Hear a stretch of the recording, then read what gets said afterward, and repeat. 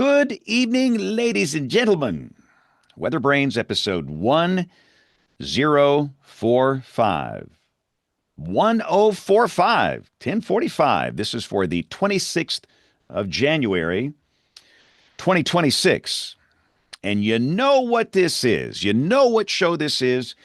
It is our 20th anniversary episode. So we're going to do a homegrown show tonight, and everybody's going to pick a clip of maybe an episode that they just thought was good, going back over the last 20 years. And so we're going to go back, and I think we have some of our folks at the AMS meeting in Houston. In fact, I am scheduled to be there tomorrow night. This has been a pretty wild week. Most of us have worked, almost all of us have worked this big winter storm that's affected so much of the country over the past several days. And AMS is beginning right as that thing is going on. But again, I'm scheduled to do a session, speak at a session on Wednesday morning, and then another panel discussion later Wednesday morning with Kim, our own Kim McLean, concerning ethics. Ooh. If you're going to AMS, you need to be at the Harold Brooks ethics discussion. It's going to be good. So I will be headed out to Houston tomorrow, and I have not even had time to look at the flight situation. I know that it's backed up, but really and truly, I don't think we have a problem because from where I am, it's a simple direct flight to Houston. We're talking air travel, Jen, getting to Houston tomorrow. It's AMS Yes. flying to Houston, and I've not, as you know, we've all been busy, and I've literally not had 1 second to look at these, airline flight apps or flight tracker apps. I'm just going to show up at the airport when my flight's supposed to leave, and we'll see if I get on there. If I do, I'll be there, and if I don't, I'm not. So there you go. Yeah. What time are you supposed to leave in the morning? No, I've got a school program tomorrow morning, and then I will leave tomorrow afternoon to go to Got you. Houston, spend the night tomorrow night, speak Wednesday morning twice, and then come right back Wednesday evening because Yeah. I've got to be back here on Thursday. And I hate that. I need to spend more time there. Have you ever been to an AMS, Jen, AMS annual meeting? No, I've never been to an annual meeting. I went to one of the broadcasting conferences, but this was decades ago. So I need to get back but yeah, I've not been to an annual meeting It before. it's overwhelming almost. You kind of need to strategize, what you're going to do before you even get out to the meeting. And the last one Yeah. I attended, this is how it was in Austin, Texas, and I want to say this was in 2013. I know that Marshall Shepard was he was the incoming AMS president that year. But anyway, and the thing is, listen, I don't go to talk. Listen, I go to learn. Uh, and typically I speak at these things, but hearing James Spann yak away, yeah, so what? Yeah, there's some really smart people at these, and there's so much you can learn. And again, I've said this before on this show: as I get older, I know how much I don't know. When you're young, you think you know everything, coming out of college. You think you know everything. But the truth is, we don't know a lot. And Yeah. surrounding yourself with these brilliant men and women at these conferences like that, it's a really good thing. So I just wish I had more time, but it's just a busy season. But again, I hope to see a lot of folks out there. A lot of folks have indicated they're headed that way after. I know yesterday was messy with air travel. Yeah. So we've got General Gordon on the line here. General, your audio was so good last week. Your video, you have solved every issue. You have solved it all. I mean, wow. It's so good to see my friends. I love being on Weather Brains. I'm so blessed to see that you No, asked no, me again. So thank you. We love having no. you The, on the minute here. the minute you retired, we knew that the first person we got to go after is John Gordon. I mean, That's if we right. could get 1/8 of his normal energy on this show, that will boost the energy level 10 times here. So it's Hmm. and it has worked out that way. But I thought of one of the things you we'll real yeah, quick. I you thought thought of of you me. all weekend. You because I did what did I do? 8 or 9 hours live off and on Saturday and then 7 hours Sunday. And I thought, how does James Spann do this? I have no idea. Wheaties, your face should be on the Wheaties box. Well, Yes. the first thing you need is a bladder of iron. That's number one. The bladder of iron. Uh, oh, here comes Dr. John Scala. This is great. All of the legends are going to come on here, but you got to have an iron bladder to do this long form stuff. We stayed on the air. You know, we've got this new digital thing, so we just stay on the air. We get on the air and we stay on the air. Dr. John, man. James. Oh, wow. This is great. Hi, Dr. Scala. It's great to see you. How are you, Jen? How are you? I'm fabulous. Excellent. I mean, and there's my good buddy, John Gordon. I am so blessed. That's my brother from another mother. That's true. Hey, hey, John, do you think that Dr. Scala's hair is real or is that a toupee? What do you think?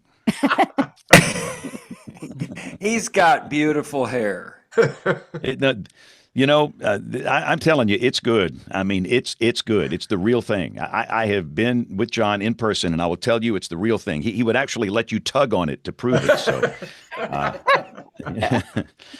we've had so many show titles already here. So, Yes. wow. Oh, that's so true. So true. And John's hair is not bad. I mean, let's get real. I mean, John's got good hair. I mean, Blessed. He does. I'm blessed here. it's like I've had nothing for. I would literally have to get an instruction manual to operate a comb here. So, I don't. It's just not working for me. And let's welcome our television viewers here. It's the top of the hour here, and what we're going to do is a homegrown show tonight. Bring in some legends like Dr. John, and we're going to go back and reminisce 20 years of this show. Oh, man. And I do believe we have a number of our people in Houston at the American Meteorological Society annual meeting. And again, I will be there in 24 hours, but I think I pretty much know that Kim is there because Kim is scheduled to. Ooh, I see Dr. Neil Jacobs coming on the line. This is going to be good. Oh, my goodness. Yes. Awesome. We should bow down to the great one here. Fantastic. Oh, boy. Wow. Yes. This is too good. See, Neil, he doesn't forget his roots, John, or two Johns. Now we have two Johns and two James on the show. This will be confusing. And here comes Aubrey. Aubrey's going to come back on the show. Oh, wow. Aubrey. Whoa. Man. Haven't seen This is her. great. Talked to her in a while. Wow. Yes, it's a party. It's a party. It is a genuine party here. Wow. Well, goodness. There he Well, let me, Yay. Neil. Hey. Neil. Hey, man. How's my audio? That's Perfect. great. So Great. good to see This you. is this is too good. I mean, my heart is so warm right now seeing these people coming back on here. I'm literally jumping for you. You've made an old man happy, if nothing else, by Yay. everybody coming back and being on the show tonight. Aubrey, can you hear us? Real quick before we hit the record button here. Oh, Aubrey. Hello, She's Aubs. Muted. There she is. Uh-oh. Can you hear us? Yes, can you hear me? We can hear Yes. you. Yes. Okay, Yes. yay. Yes, we can. Oh my gosh. Uh, Hi, everyone. Yay. So good to see you. And Dr. Neil's on. Hi, Dr. Neil. Hey, it's good to see you. Good to see you no, guys. I just feel like we should blow off this 20th anniversary thing and just get some Neil Jacobs stories. I mean, we've not had good stories in so long. Mm-mm. That to me, that's the best part of this whole show are these credible stories. I mean, the fact that Neil is even alive, it's just like, wow. All right, let's get going because I want to get everything I'll get the recorded bear here. on. I'll get the bear on here in a little bit too. She's here. Yeah, Aw. please do. Please do. All right. So, and our Houston crew at AMS, they should join us here shortly. So here we go. In 5, 4, 3, 2, 1. It's been 20 long years. 20 long years, but WeatherBrains is still here. We started this show in January of 06. And here we are in January of 2026. And tonight on Weather Brains, the weekly show that's all about weather, we are simply going to just talk among us and go back and reminisce 20 years of this show. We've had some peaks, we've had some valleys like any other 20-year run, but we're still here. And to celebrate, we actually have some of our former hosts that have actually come back. But let me just first off bring in Jen and John Gordon. John, I think, John, you've had a big part of kind of lining this up as always. Thank you for your work. And John, it's an honor to have you on the show, sir. I mean, I look at the collection of people on the show here. I'm thinking, wow, these are smart people. This is what you do to be successful, John. What do? You surround yourself with smart people. And that's what we've done here. Yeah, we got the band together, the Blues Brothers band. We got the real band here. I mean, John Scala, my friend. Neil, I'm so glad you're alive. I've been worried about you. I've had a few close calls, but nothing too bad. I didn't know if you needed a case of Zantac or something. Yeah, boy, you talk about being on the front line here. Dr. Jacobs is on the front line in a big way. But Jen, again, thank you. And you've done some work assembling some audio clips we'll be hearing tonight. So thanks in advance for what you've done for us. Oh, you bet. No, it was fun to go back, and I got some new clips, some that are different from what we had for the 1000th show. And James A put, did everyone come back willingly to be on the show tonight? Yes, they did. I got Aubrey. I texted her and got her on here. It's so good to see you and just to see everybody. This is just great. So I'm excited for the party tonight. So, and James ate a lot from Tulsa. James, have you recovered from your winter storm yet? Do you have power? Are you in service? Oh, yeah. We just had powdery snow. There were some 4 to 6 inch sleet falls in southeast Oklahoma. Can you imagine? And by the way, my maternal grandmother, was born in Arkansas in 1897 in a giant sleet storm, and her name was Sleeta. So... Wow. I wish my name was Sleeta. That's outstanding. It's up for grabs. Yeah.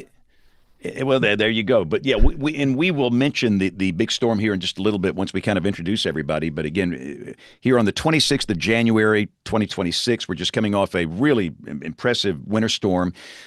We had major freezing rain and ice issues in parts of Mississippi, Arkansas, Tennessee. I still think we have 500,000 people with no power in some of these areas. So it's been rough, but we have recovered. But Aubrey Urbanowitz, do you know how nice it is to see your face and hear your voice? You bring a ray of sunshine to this group. How have you been?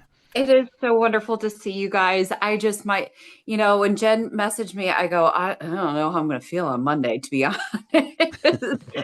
And here's the kicker. Not only did I work all last week, obviously a lot of us worked the weekend. I had to do a turnaround and do daybreak this morning. First time being the chief that I ever had to do that. Worked the 11 last night.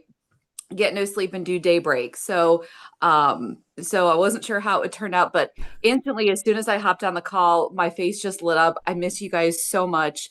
And things are good. Things are good here. Bears, I'll bring her on here in a little bit. But James, when you say, can you imagine all that sleet? Yes. Why, yes, I can, because we had several inches of that fluffy snow and then several inches of that sleet on top of it. So we went from a fluff snow to a sleet fest yesterday. Yeah, that's for Gross. sure. I did that turnaround Friday night and Saturday morning, Aubrey. So it's not fun. No, I think everybody on the show we're feeling some type of pain from this thing. I worked all day Saturday, all day yesterday, and so many other people are too. It's not just everyone here; it's so many other people are too. We spent the night at a hotel here near the studio because of road conditions and concern for not being able to get in here. So we slept a couple of hours at this hotel here. But Aubrey, she has some type of anti-aging medication or something. I don't understand that. I mean, I just don't get it. It's the same stuff Dr. John Scala uses on his hair. Right. So let's bring in Dr. John Scala, who has. I'm telling you, that hair is unbelievable. He's like, a lot of people don't even know who Dick Clark is, but Dick Clark Dick Clark was literally on television for 70 years, and this man did not age. I mean, he didn't age. And so, Dr. John, that's who you are. You never age. You don't look any different. So, welcome Thank you, back. How James. have you been? Oh, thank you, James. I'm doing well, doing well. I'm for consulting all the time, and honestly, when I left television, I thought, well, I'll try this consulting gig. I'm not sure it'll actually uh, use up most of my time, but oh my goodness, it's just grown and grown and grown, and I'm completely overwhelmed at times with the amount of work. So it's all good. Wow. Well, it's great to have you back. But look who's back. Look who's back. Our favorite panelist, our favorite regular on the show, Dr. Neil Jacobs, is back. I think we just ought to dedicate the next hour to Neil and tell some Neil stories. Dr. Jacobs, how are you? Or have you survived all this? So far, I almost got killed earlier today. Surprise. Oh, Do tell. Do so, tell. yeah, please tell us. Please explain. So I was originally going to fly down to Houston on Friday, and there was like so much going on with the storm and the ice storm and the Weather Service response. By the way, congratulations to the Weather Service for a spectacular forecast. I don't think it could have been any better. Like when I overlaid the ice forecast to the power outages, it just mapped perfectly. So, I mean, it's never something we want to see, and I'm really worried about folks with no power with this deep freeze. But I don't think the forecast could have been any better. And they were messaging this days in advance. So congrats to them. But I stayed in DC to help with that, and then was booked on a flight out of DCA today. And I told some of the folks that staff me, don't get in your car, don't drive. I live across the street from the airport, so I can just walk to it. And there's NOAA folks down there. I'll be fine. So I walk out of my apartment and I'm walking over to Reagan, and it's like 6 inches of snow with another inch and a half of sleet on top of it. So it looks like soft snow, but it's really hard packed. And I'm walking across the street, and this guy in this SUV is just going like 40 something miles an hour. The speed limit on the street's not even this fast when there's no snow. And so I just stopped because I'm thinking there's no way he's going to be able to stop. So I stop, and this guy just goes straight through a red light and then starts getting sideways and ends up like on the curb, can't back out, and is trying to get this snowplow to like help him get out. And the snowplow gets stuck.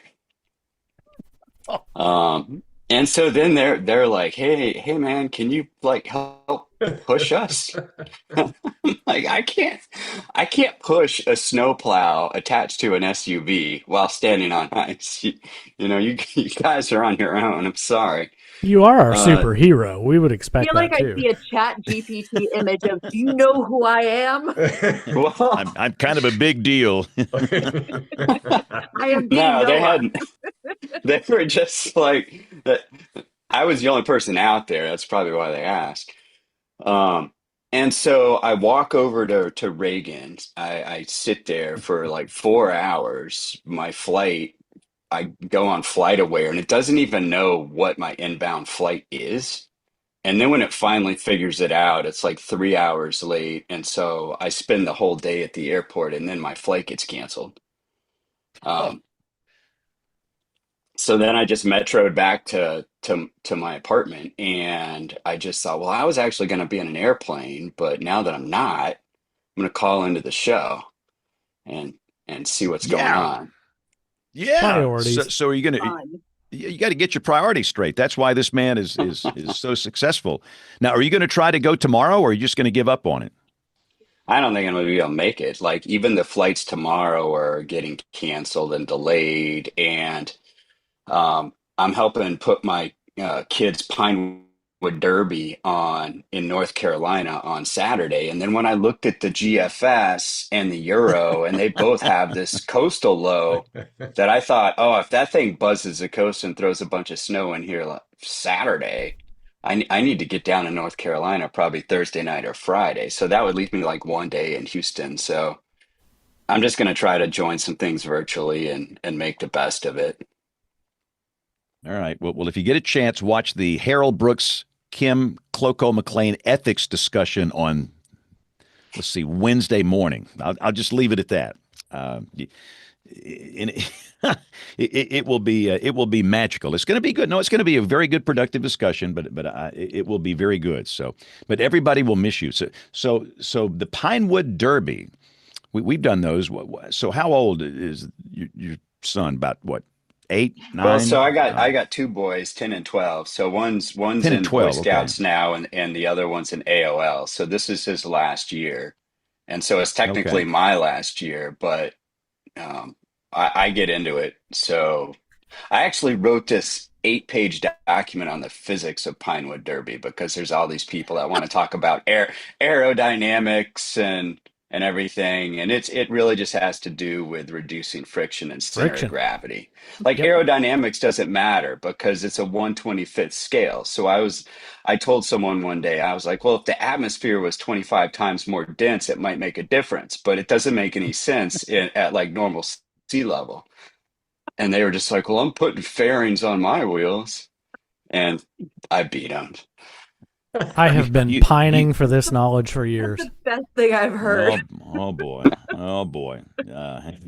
Yeah, Yeah. so it's turned into like a major like parental event. Dude, the So kids just show up and watch the parents race. I Graphite just have this dust all over vision. their fingers. So is this indoor or outdoors? That's the next question. If you got a snowstorm going here, I mean, is It's it indoors or indoors. outdoors? It's Okay. indoors, and so I'm the only person right now who's got the software on the computer to run the electronic timing gates, and it's that's infrared, like these photo optic timing gates out to like the microseconds. So Wow. Can I it's can I send serious my stuff. I want to send my weekend reporter down to do a story on this. This is No, fascinating. no, this is too good. This is gold. I mean, if nothing else, Neil, please shoot some video and get it back to us so we can play it on next week's show. I I mean, will. I'll and you send you know, my you, document too. It's I Yeah. derived all these equations from F equals ma, and then at the back I came up with like a unified Pinewood Derby equation where I can have everything in one equation. Unified And Pinewood Derby equation is the show title. Wow. Newton yeah, got so nothing on these laws of it's motion. everything. It's really about it's friction, center of mass, uh, and yeah, it's all in one equation. And then at the front, I Neil, was like, if you don't like math, you can just kind of follow along with read the text. Neil's son is going to make all these other guys look like a one-legged man in a butt-kicking contest. I mean, this is going to be a total annihilation here. I will just tell you. And I did not do that well in the Pinewood Derby, but we all know who's going to win this one. But on a more serious note, Neil, and for those that don't know, Neil is now the administrator of the National Oceanic and Atmospheric Administration. So how is everything in the new position? Tell us about your new world. Whew, it's busy. I'm probably doing at least 18 to 20 hours a day, 7 days a week. Um, it's a lot of policy, a lot of budget. As much as I want to talk about like numerical weather prediction and AI and data assimilation and stuff, it's most of my life is spent dealing with like recreational commercial fisheries regulations. Um, it's the interesting thing about NOAA is it has such a broad scope of everything from marine fisheries to satellites in space to like deep ocean exploration to weather prediction that I tell people like you really got if you really want to fully appreciate what the agency does, you need a PhD in like 12 different disciplines. Um, and so putting together their budget and stuff is super complicated because it's the diversity of mission space is so broad. So, do you have time to go fishing at all? No, no. Whoa, no. Yeah, well, Oh, so I'm headed down to Miami in a couple of weeks, and I'm going to try to get a couple of days down there fishing. But otherwise, it's I'm just waiting for shad season up here in the Potomac because I really can't get very far away from DC. wow. I need to make Well, it down to Charleston just to put some additives in the fuel tank on my skiff so that it'll motor will crank when I'm free here in a few years. well, I hope that it will, but it's an honor having you on the show. So again, what we're going to do tonight, we're just going to kind of go in and play some audio clips, and I don't see our Houston crew, and we don't know if they can join us. I know that Bill Murray cannot join us tonight. But the group that we have now, and first off, again, let's do it. John kind of gave us a life update. John's in the consulting business. John, just give us a life update. How's life in general? You look great. How you feel? You look good. Oh, thank you, James. And all of you look excellent as well. I'm blessed. As John was saying, I've got 4 kids. And my wife, they are the focus of my life outside of my consulting. And eventually I'll put all the consulting behind and just focus on the family. But everyone's well. All the kids are out of school, so I'm not paying tuition payments anymore, Yeah. which is awesome. I'm not buying a new car every year. That's really great. So it's at this point in my life, I'm doing things from a consulting perspective, which are challenging. Every day is different, and it's great. And I watch my family grow and develop and pursue their own careers. And fortunately, everybody's in the East. We're not spread across the country, so I can see the kids pretty frequently, as much as I want or as much as they want me to. But when a storm like this develops, everybody comes home to roost. So I just, like all of you, I just get flooded with emails and text messages and phone calls. And it's, what do you believe? There's so much information out there. Who do you believe and what do you believe? And I must say that General Gordon put a really snarky comment in the chat over here. John, would you like to explain your comment? Yeah, we're all wondering if that the Packers in the Twilight Zone are in the Super Bowl, John Scala. You're wearing, I didn't know they were still in it. Hey, listen, I've been a Packer fan since I was a kid. I'm always a Packer fan, regardless of what happens. He's not a fair weather fan. This man is a true Packer fan. Right. And thanks to this guy, I have a Bart Starr hat sitting right in my room next door. And I've got also emblazoned in that room is my Packer stock. So I am a shareholder of the Packers. Oh yeah, I'm a true believer, man. You just got to stay, it's like this. You just got to stay with it. So do you miss television at all? No. You guys are talking about, working the late shift and then coming in and working the morning shift. And man, this storm that we just experienced reminds me of the times when I was working the 11 o'clock and then I would drive home because I refused to take a hotel room. And I would drive home and couldn't get in my driveway because it had been plowed shut.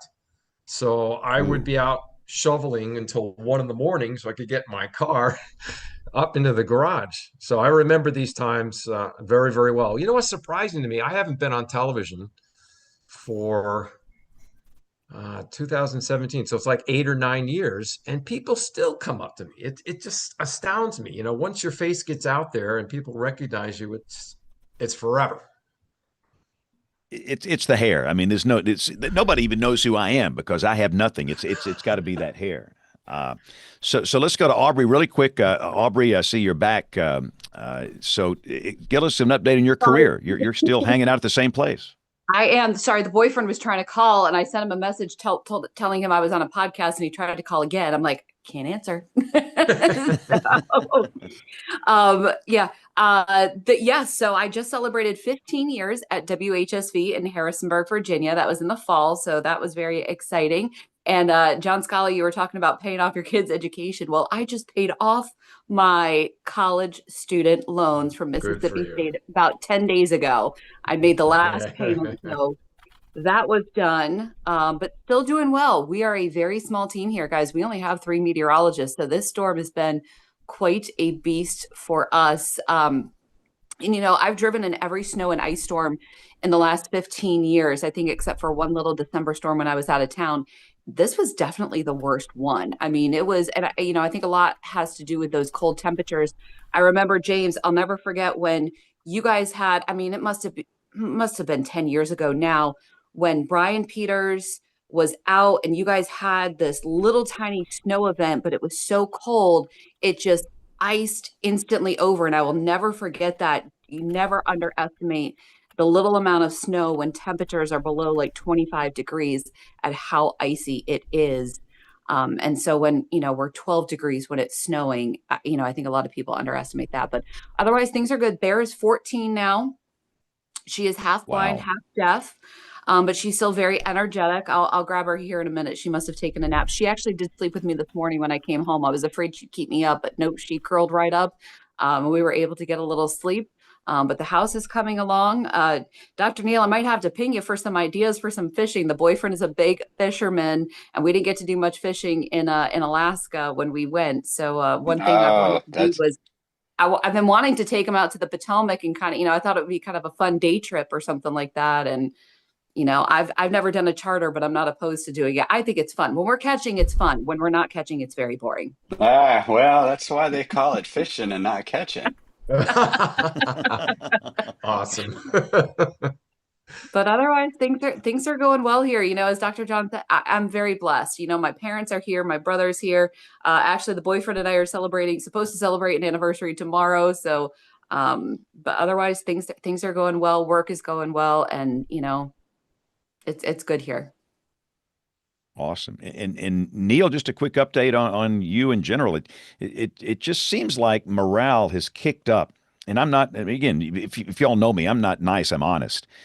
But morale has really jumped from the minute you got into your role within the Weather Service. And I know, like you say, you've got all these different disciplines, but at least on the weather side, it sure seems like we're moving in a good direction now. I hope so. We got the hiring freeze lifted. Weather Service was approved to hire 450. They're blazing through that. In fact, I heard they actually have direct hiring authority now, and I was told they hired, I think, made offers to 5 students yesterday at the student conference at AMS. So that's exciting. I told everyone, like, the thing that hurt the most when I left NOAA last time was it was in the middle of the pandemic, and for the last year and a half, everything was telework, and I never got a chance to do any site visits and thank any of the employees in person. So I said, no, my first order of business is to start making trips and doing site visits and just hitting all the NOAA facilities and just thanking everyone for sticking it out and serving the mission. And I got my work cut out for me, but it's I think it's morale's my top priority, even Well, above but NWP. I So will, I, it's headed in the right I, direction, I think. I will tell you from my perspective, and I know a lot of Weather Service employees all over the country, the morale has ratcheted up in a huge way since you have been in that position. So thank you for making that happen. But of course, the next question we all get, I don't know about you other guys, when's Dr. Neal going to fix the GFS? So, It's coming. when is Dr. Neal It, when is Dr. Neal going to fix the GFS? It's coming. We've got some big announcements at AMS this week, and then a couple big follow-on announcements. We're basically, I think the ultimate vision here is we're going to a convective resolving global ensemble, and that's it. Ooh. 1 to 3 kilometers, all ensemble members. If they're all doing CAM, I don't really know that you need a limited area model, and trying to undo like this quagmire of all these different modeling systems and just focus on a CAM resolving global ensemble. That said, I don't necessarily know that we need to use that as the prediction system. I think there might be an opportunity to use that with its data assimilation aspect to just build the reanalysis. I think it's a physics-based DA building a reanalysis with probabilistic CAM type configuration on a global grid, and then use that to train AI systems. Oh, this is good. I know Dr. everyone Neal was is like, on it. "Oh, Neil's like a holdout. He hates AI. He's a Luddite. Get with the program." And I'm I'm I'm a skeptic, but I've seen enough to convince me that it has a lot of utility. If all it can do is replicate the physics-based models, it still has utility because it's so computationally efficient. Mm, mm, So mhm. if I had to predict the future, I would say we're focusing on observations, DA, convective resolving, global ensemble with as many members as we can get away with, physics-based to build an ongoing reanalysis. And then the prognostic part of the stuff is AI based. Um, And but we're d- going to test all these things. I'm always hearing from these companies with a new AI. and I noticed that NVIDIA yesterday or maybe today had this big announcement at AMS. Your comments on their weather model.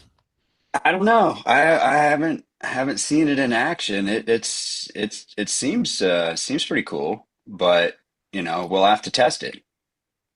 And the Google model, have you looked at that at all? Yeah, so that's the one that INSEP has actually been using for their AI-based GFS. It's the Google backend, and we've trained it on both the European Center reanalysis and the GDAS GFS reanalysis, and it's really good. It's impressive. So I think that there's no doubt AI is going to play a huge role in the future of numerical weather prediction. And as long as Neil is at the helm, watch NWP get better and better and better, which in turn will generate better forecast, better severe weather coverage. Everything will be much better. So we are so delighted that you were in that position. But Jen, let me bring you back in here because we need to. Do we need to introduce these audio clips, Jen? How do you want to do this? You're the official in charge here tonight.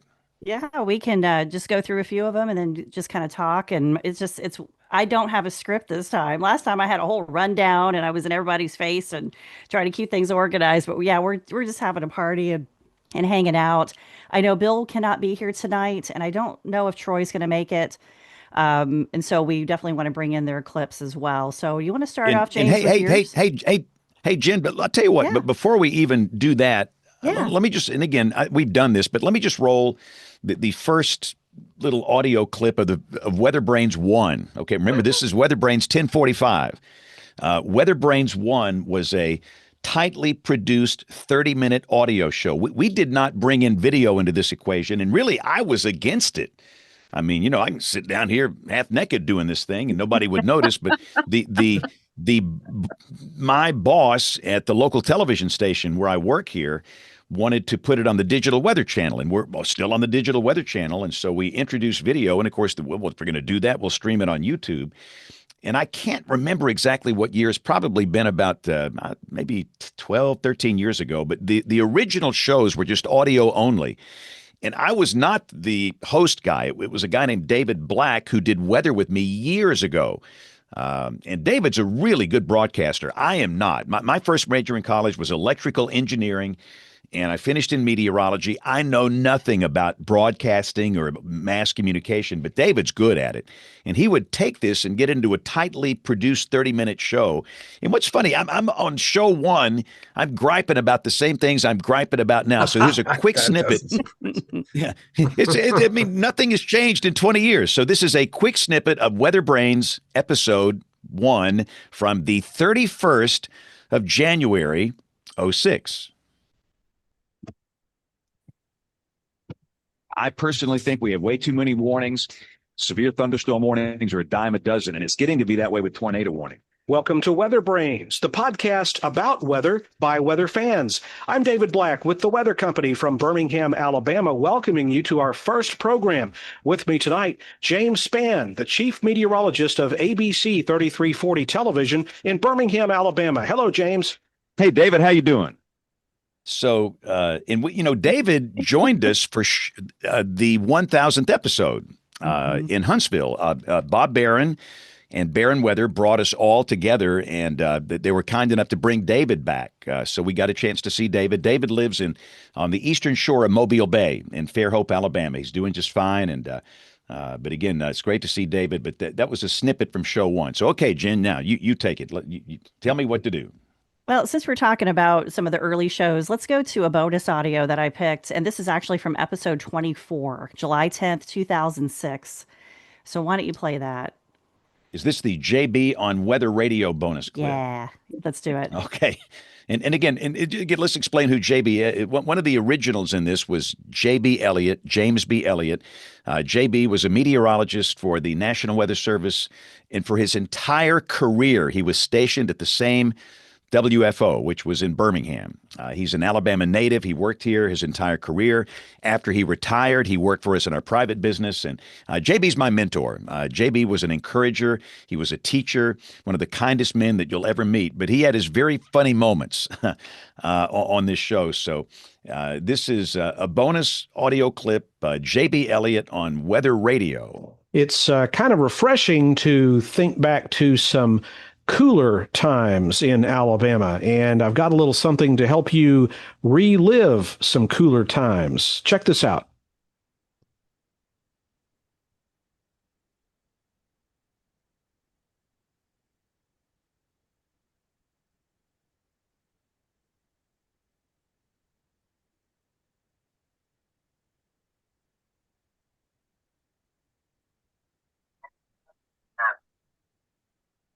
Tonight, rain and street changes the slope.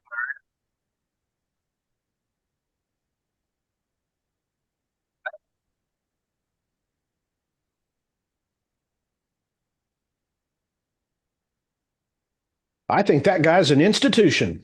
Wow, the Alabama weather legend on NOAA Weather Radio. Absolutely.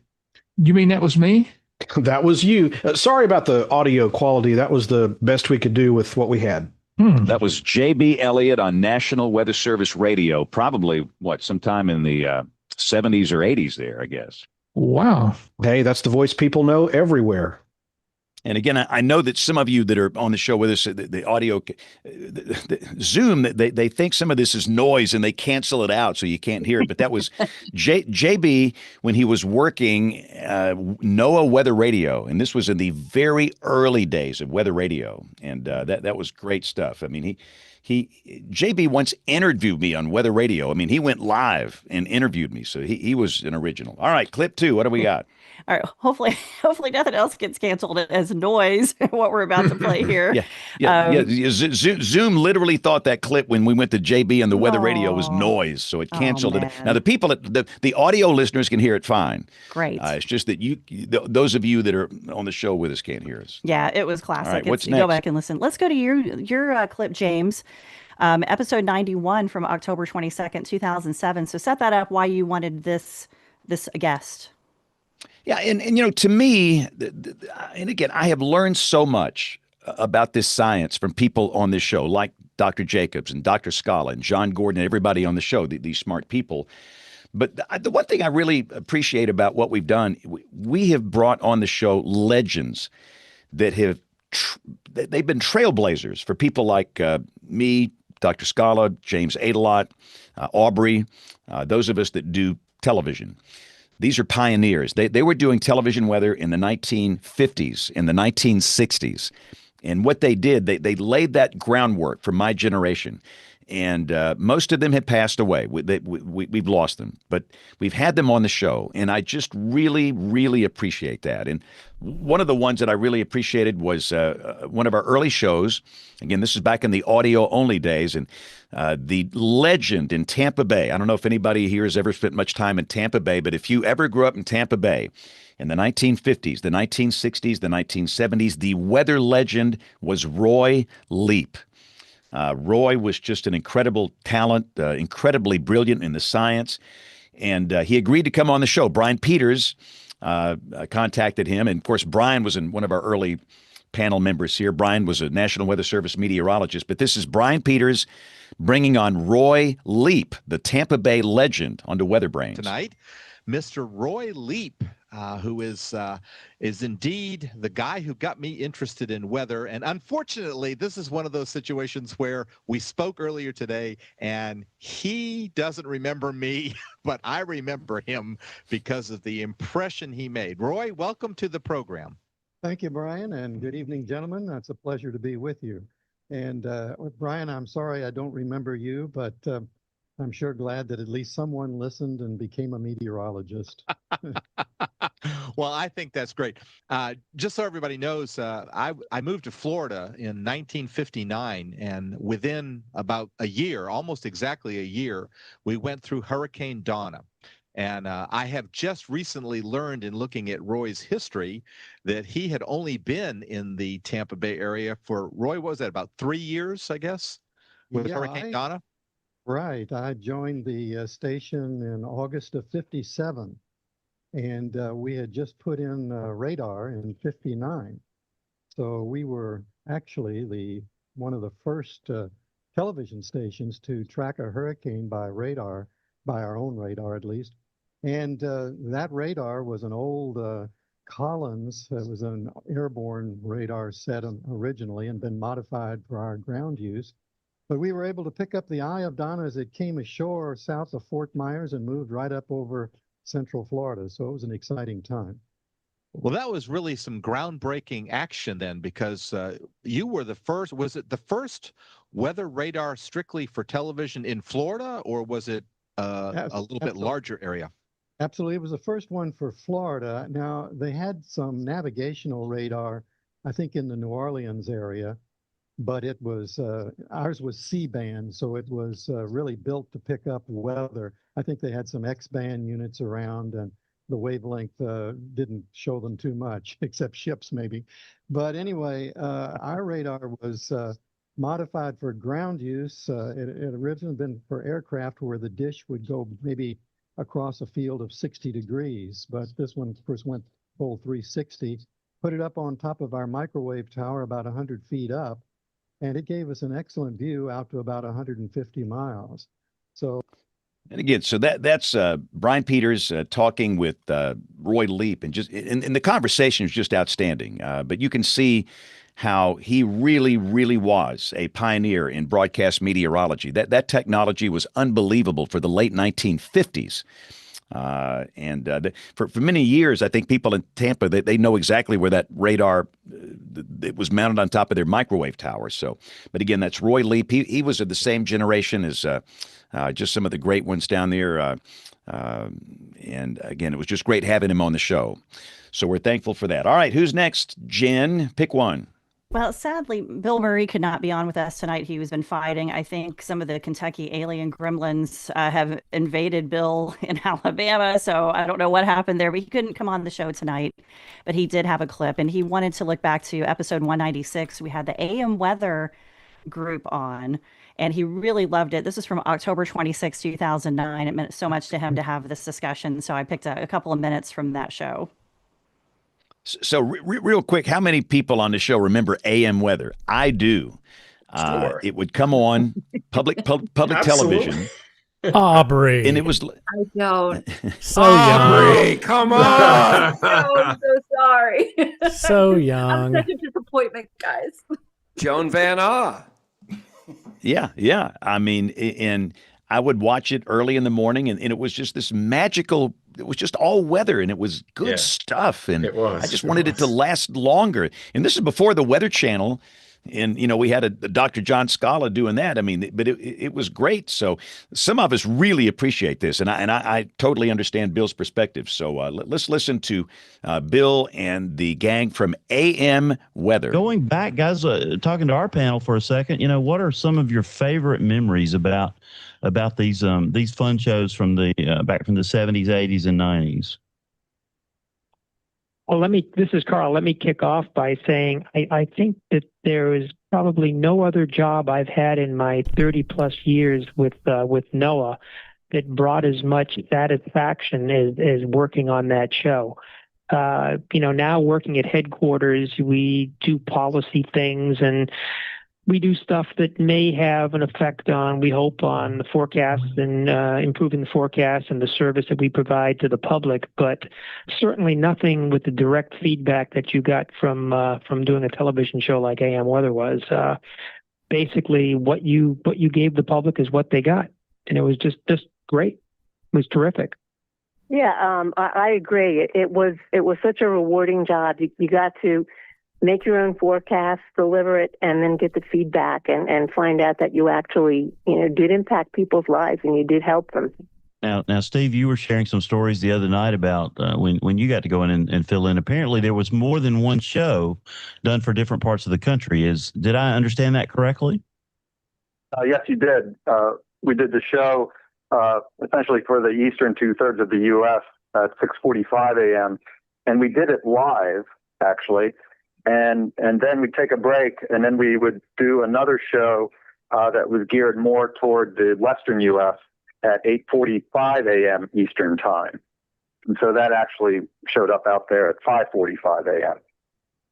But I just want to say that Carl and Joan and Wayne, the people that I worked with on the show as an on-air backup meteorologist, were just the best people that you could possibly work with. And the graphic artists there were just great. The director, Jim, I think his name was Jim Ravel. Is that right? Yeah. He was super. And it was just a professional cast, but they had fun. And for a guy like me who was working at headquarters as my full-time job at Weather Service headquarters, and then to just do this once a month, it was just a hoot. So great. These are such great memories, and I will tell you. Hey, Jen, yeah. I'm sorry. I just saw that Rick Smith's on here. I thought Rick was out tonight. I didn't even know. Rick, I am so sorry. I thought you were buried in snow and ice and cold, and you were not here, but you are here. So let's break for a minute and welcome you. I've been trying to keep a low profile with all this going on, so it's all good. It's working. Tell us about what happened with the storm where you are. It was. I mean, I think our office did a fabulous job with forecasts, like Neil was saying earlier. I mean, we had 2 or 3 waves. The first wave underperformed. The second wave wasn't expected. The third wave did what it was supposed to do. So we did really good on the snow and sleet forecast. Like James said, some people got some obscene amounts of sleet, which is the worst. Well, except for freezing rain. Mm-hmm. But trust me, was that dry, freezing powdery, rain? Yeah. Yeah, it's the pictures out of Oxford, Mississippi, and all those places that got ice are just horrible. Mm-hmm. But we had the dry, powdery snow, and drove to work this morning, and it's all good. And listen to that AM weather stuff. Just man, that takes me back. I remember the last thing they would show on AM weather was the hazardous weather, like the watches, warnings, outlooks. They would also. That's the only place at that time you could see the National Severe Storms Forecast Center's severe weather outlook, the day one outlook. And I was there for that every time, no matter where the risk was. But so, yeah, just hearing them talk, they were my rock stars back in the day. I was obsessed with that show. I was transferred to Dallas in the mid 80s. And to me, that's what I remember was getting up in Dallas. And the first thing I would try and do is find AM weather on the public television station, and those maps and the graphics and the information you were getting there, you could get nowhere else. You couldn't hop online or go to your web browser or go to your app and get this stuff. So, yeah, that was incredible. But okay, Rick, I apologize. I honestly thought that you were not on the show tonight because of the weather, but it is an honor, sir, to have you here with these other intelligent men and women. So thank you. I'm just honored to be back here with Aubrey and John, and so great to see Neil. Yeah, you too, Rick. It's great. Yep, 100%. James, can I ask, how is Brian Peters doing since he's not on? Yeah, he's doing fine. And again, let's just say that Neil had to hop off, obviously. And again, we're just glad he took the time to join us. And you heard his schedule, how incredible it is. You can imagine being the administrator of NOAA and all of these different disciplines. But people think it's just the Weather Service. No, it's not. And he explained that. Goodness gracious. And all of the logistics, the government liaison, the whole thing, the politics, it's wow. But I am glad he's in that position, and I'm so glad he joined us tonight. But Brian Peters, Brian was one of our early hosts, and Brian was great. And Brian is doing fine. Brian is retired from basically all weather work. Brian worked with us kind of in our private business for a while, but he's retired. Brian and his wife, Jane, I think they travel some, but he's good. And so thanks for asking. I will tell Brian that you ask about him. All right, Jen, I'm sorry. Let's introduce the next audio clip. Go. All right. So we, put it out there for everyone to kind of weigh in. What did you want to talk about? We've had a lot of heavy shows. We've had some very important topics that we've covered, and so a lot of the panelists came back with some of those shows. And I want to pull in James Aladot because James, one of your picks was episode 882, and that was with Joseph talking about the immigrant population. So talk about why that was important for you to kind of look back on, and we'll play that clip next. Yeah, Dr. Joseph Trujillo, who is now at the University of Illinois, did his doctoral dissertation interviewing people after the Mayfield tornado. And these were some of the, essentially the forgotten people in society in Mayfield. English as a second language, immigrant families. And I'm reminded of the quote, even though nobody knows where it came from, the true measure of any society can be found in the way it treats its most vulnerable members. It's attributed to Gandhi or Hubert Humphrey or Jimmy Carter or Dostoevsky. You name it, it's attributed to a lot of people. But that, in truth, is what Joseph's doctoral work was on.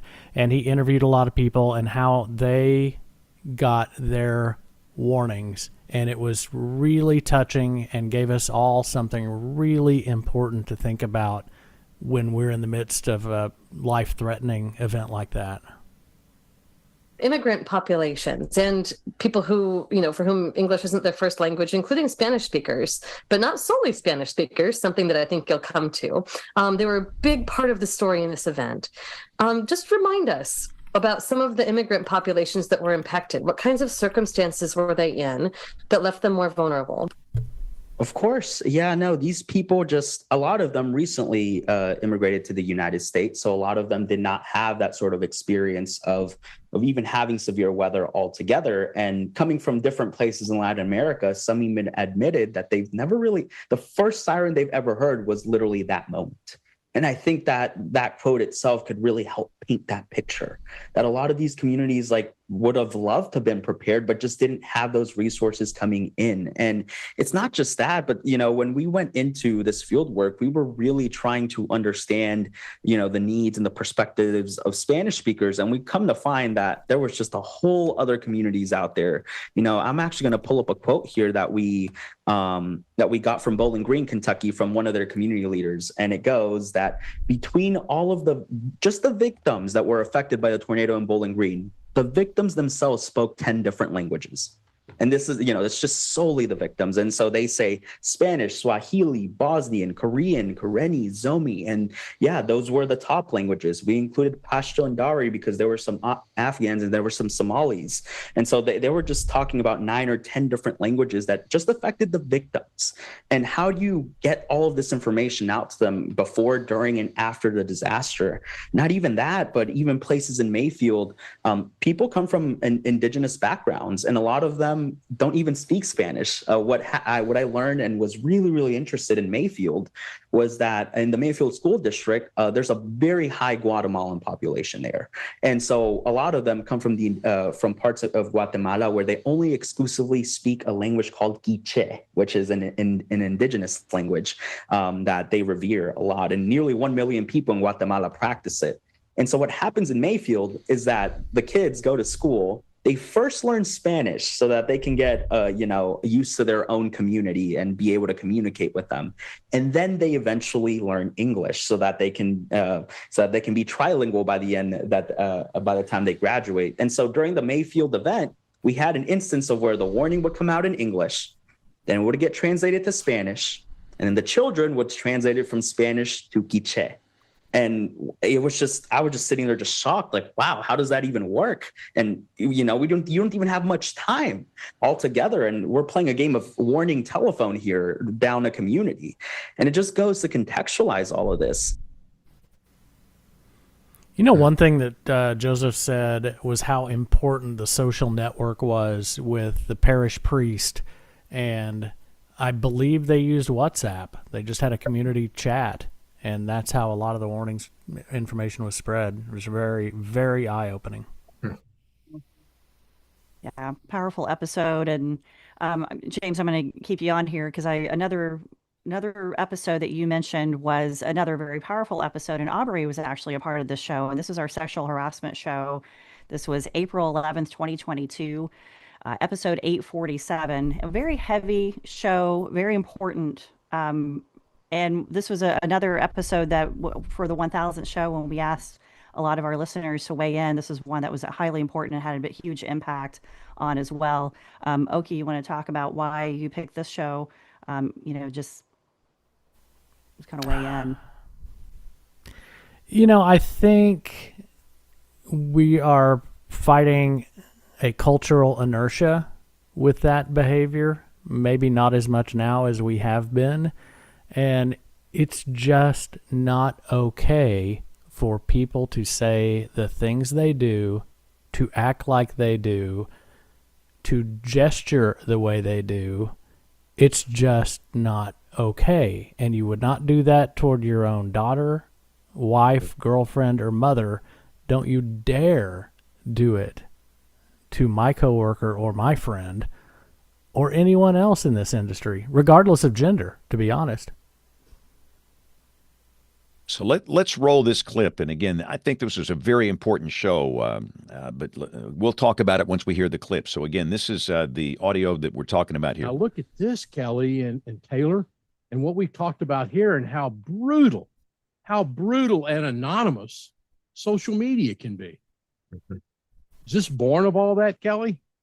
I think it's amplified by social media. I think that this kind of behavior has been around for a long time. I think the belief that you have access to women's bodies or you can comment on people on the news or on TV, like that happens. But I think in the past, it just happened in a living room and we moved on, right? Now, social media has made a catalyst where people then feel empowered and emboldened because they're anonymous to go and make these comments. So I don't think it's born from social media, but I think social media amplifies what's already an existing problem, which is this belief that like women are objects that can be evaluated, whether it's just on their body and body shaming or to more extreme degrees. And I think social media has made people be keyboard warriors, right? Where they can hide behind their keyboards and say whatever they want on any topic at any time. But I'll defer to Taylor too and her perceptions, but that would be what I would say. I think it's just also easier. I mean, they can just log on, type in my name and hit message. Whereas, it's harder to write a letter, go get a stamp, go do all that. It just makes it so much easier for everybody to find you and message you.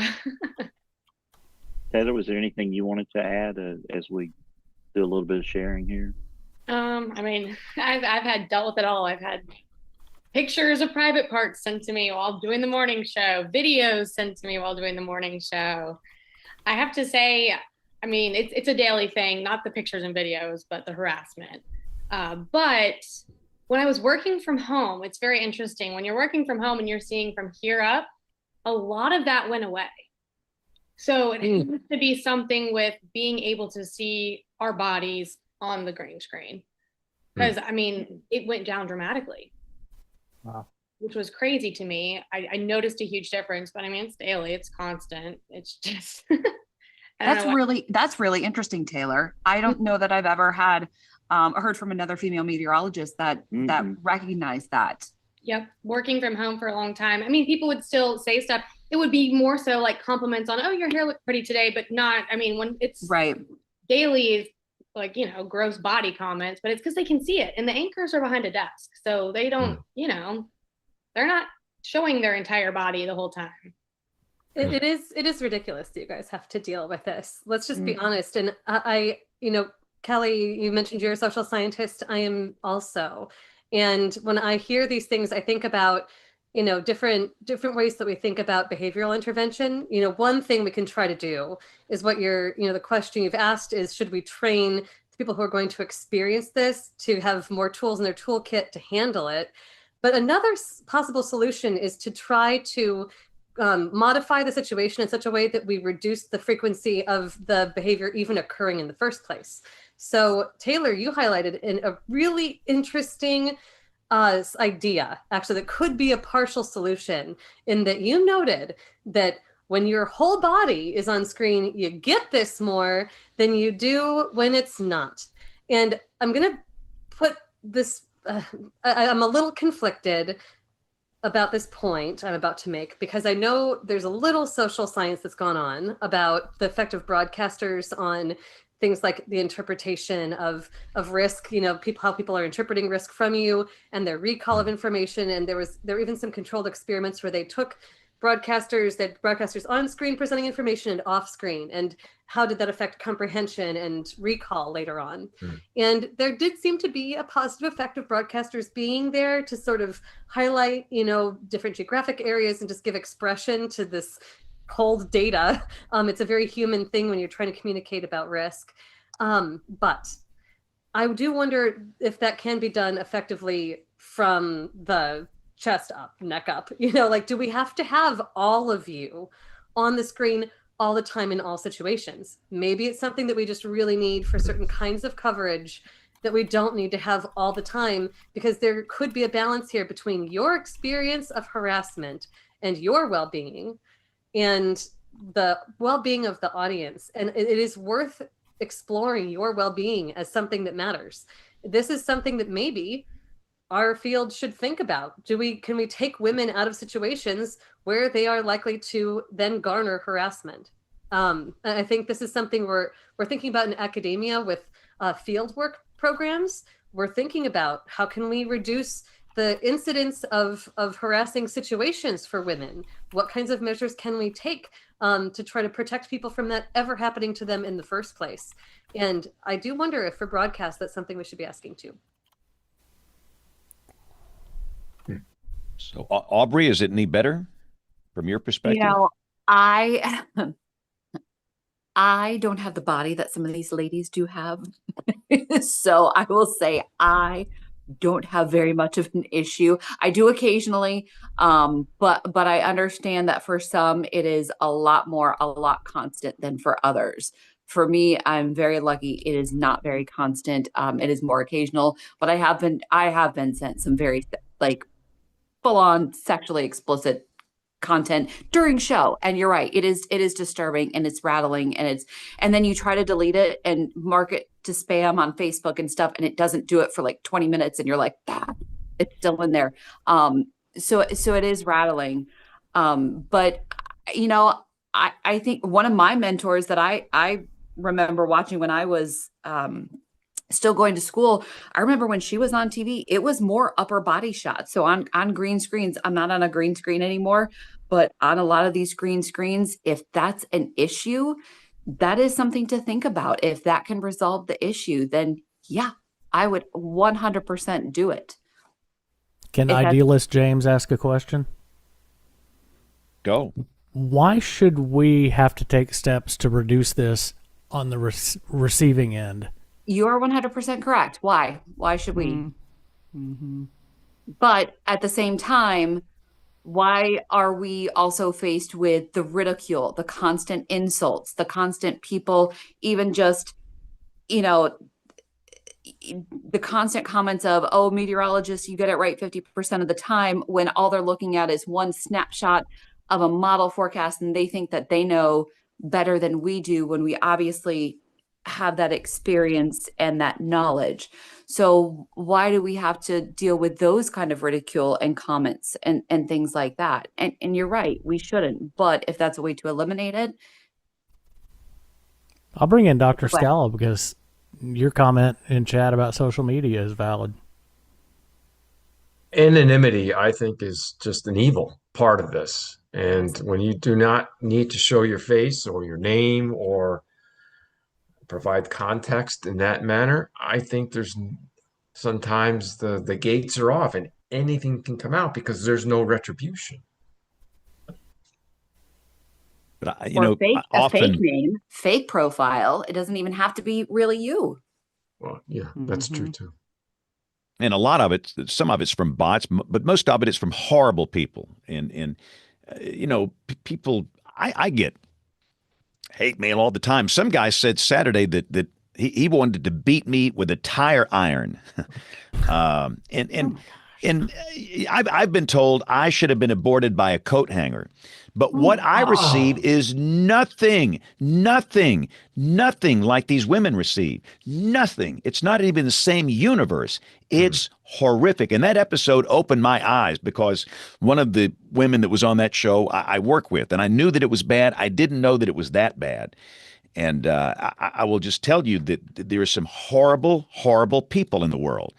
And we can't control what they do, but there's got to be some way to prevent these precious women from seeing this content, or maybe helping them deal with it. I don't know if it's ever going to go away. And I've told a number of young women that are struggling with it, listen, if you go see a professional, like a counselor about this, that's not a sign of weakness. That's a sign of strength.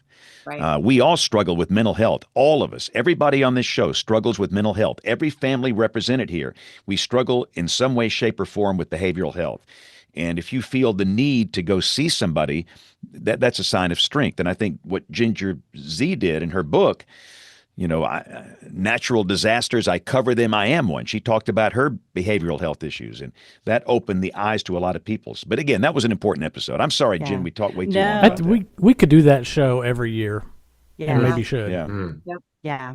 And I'll be honest with you, I went back and listened to that, and it was so heavy, but it where I'm at after that show to where I am right now, I've not had a lot of what the TV broadcaster, the female meteorologists have had on television. As being a radio, I'm pretty anonymous with having my face out there, and but as I've been trying to put myself out there a little bit more with Tornado Talk, there's this draw to have to be out a little bit more doing live videos. I'm doing a little bit more with Mark Sudduth, and I'm on a show with him and talking. It makes me nervous. I'll just be honest with you. It's just I'm very, very private, but I want to do this, and I know I need to present this, and I know I'm on WeatherBrains, and my face is out there, but it makes me nervous to do it. But also, I might just be too old to care what people say anymore. And this project is so important to me that my heart is bigger than whatever evil thing somebody's going to say. You just go ahead and say it. If that makes you feel better about yourself, I want to get this project out, and I want people to know the importance of it. So I'm not going to say it doesn't make me a little bit nervous.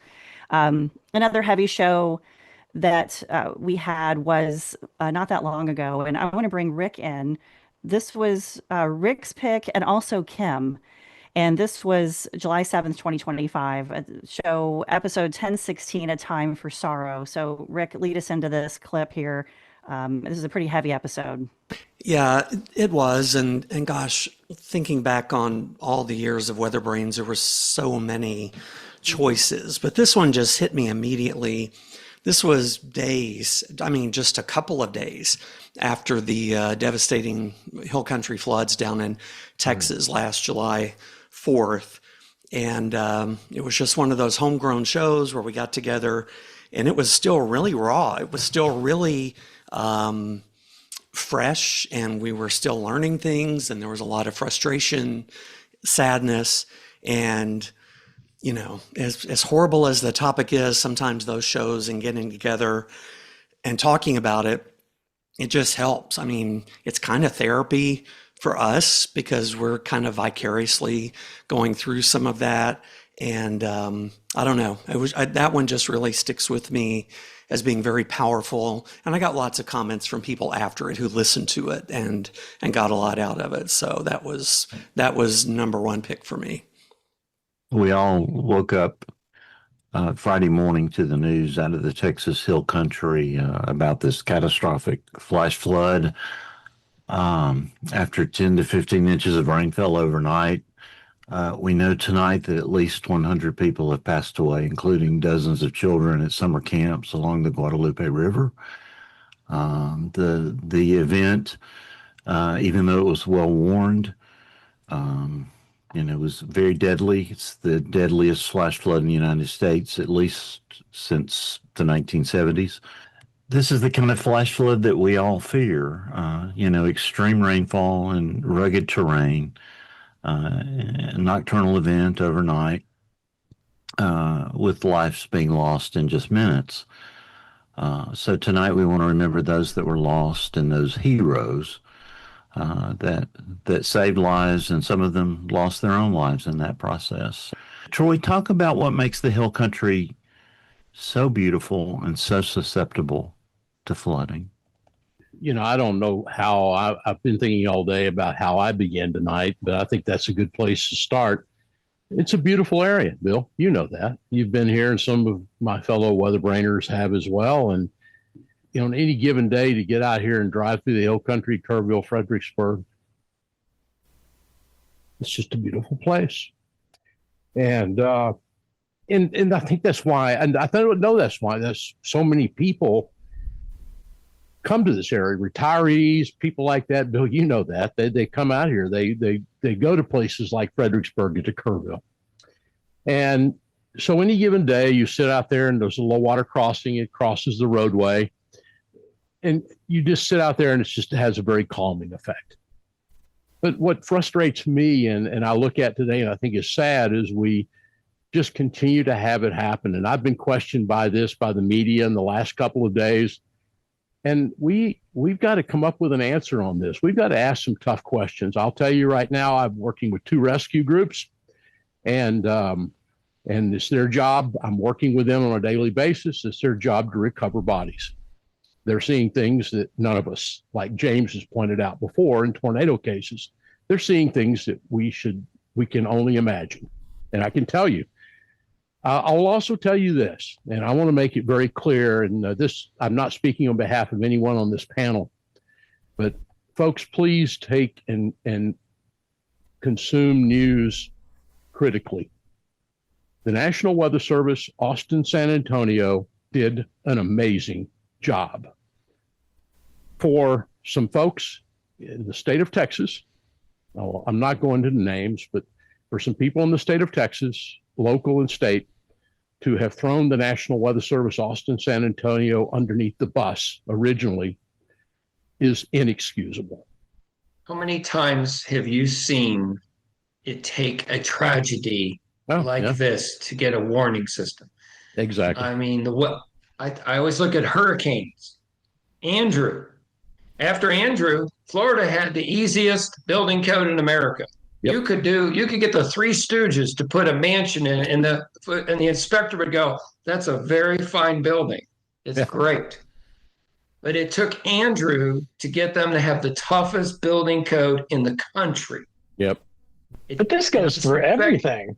I mean, railroad crossings, it's that window of opportunity to push policy forward. Yep. And sometimes it takes something like that. Yeah. Yep. We are always reactive, not proactive. Heard from a former panelist here on WeatherBrains, NBC News guru Nate Johnson, a consummate wise person. He also noted that he's struggling and even, struggling to listen to what people in our own field are saying. Like it's a lot to take in, the emotional levels and the intellectual levels. And I said, if I'm honest, every take, even my own, has been driving me crazy. I don't know how to be, because this is both personal and professional. There's seemingly no thoughts I am prepared to absorb except sorrow. And he said, then we shall sit together and absorb sorrow. And I loved that.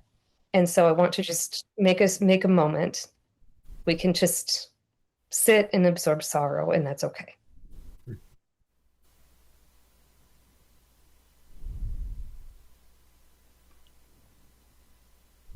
Powerful show. Very. I think that was probably one of our most emotional shows that we've done.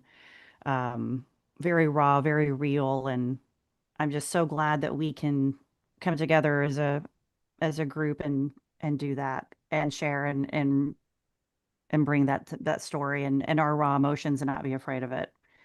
Absolutely. Yeah. And I think that one will be worthy of a 1 year look back when we get to that point, maybe to see all the good that did come out of that, all the new warning systems and mesonet stations and all of that.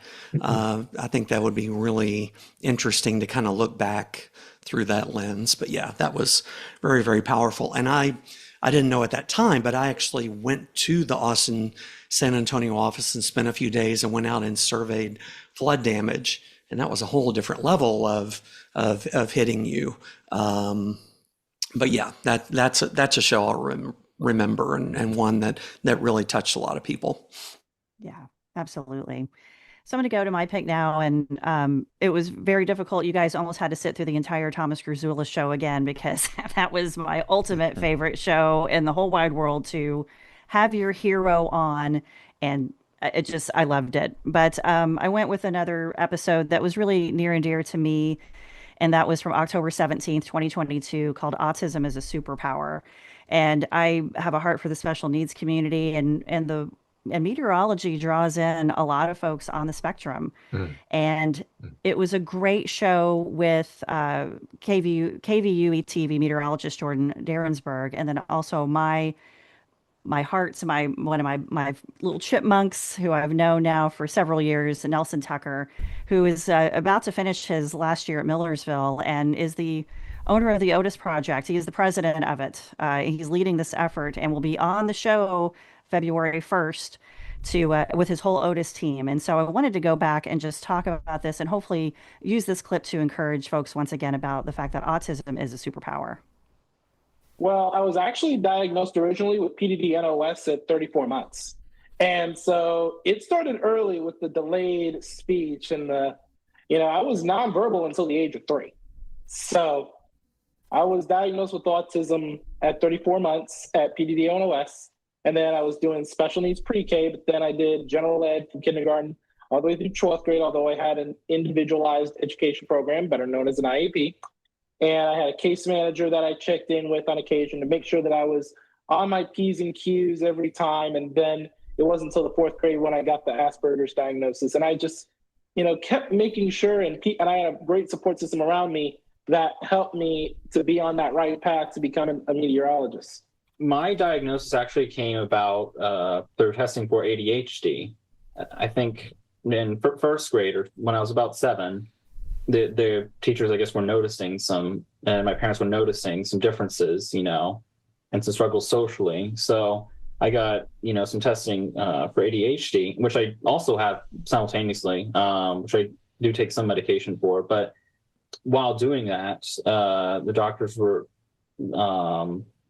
looked at the reports and stuff and thought that I may have had autism. And indeed, I did have high functioning autism. So that's how that was diagnosed. I don't know if it would have been, if not for that, or at least not for a very long time. But yeah, my experience would be, it's definitely been a gradual improvement, I would say, throughout my life.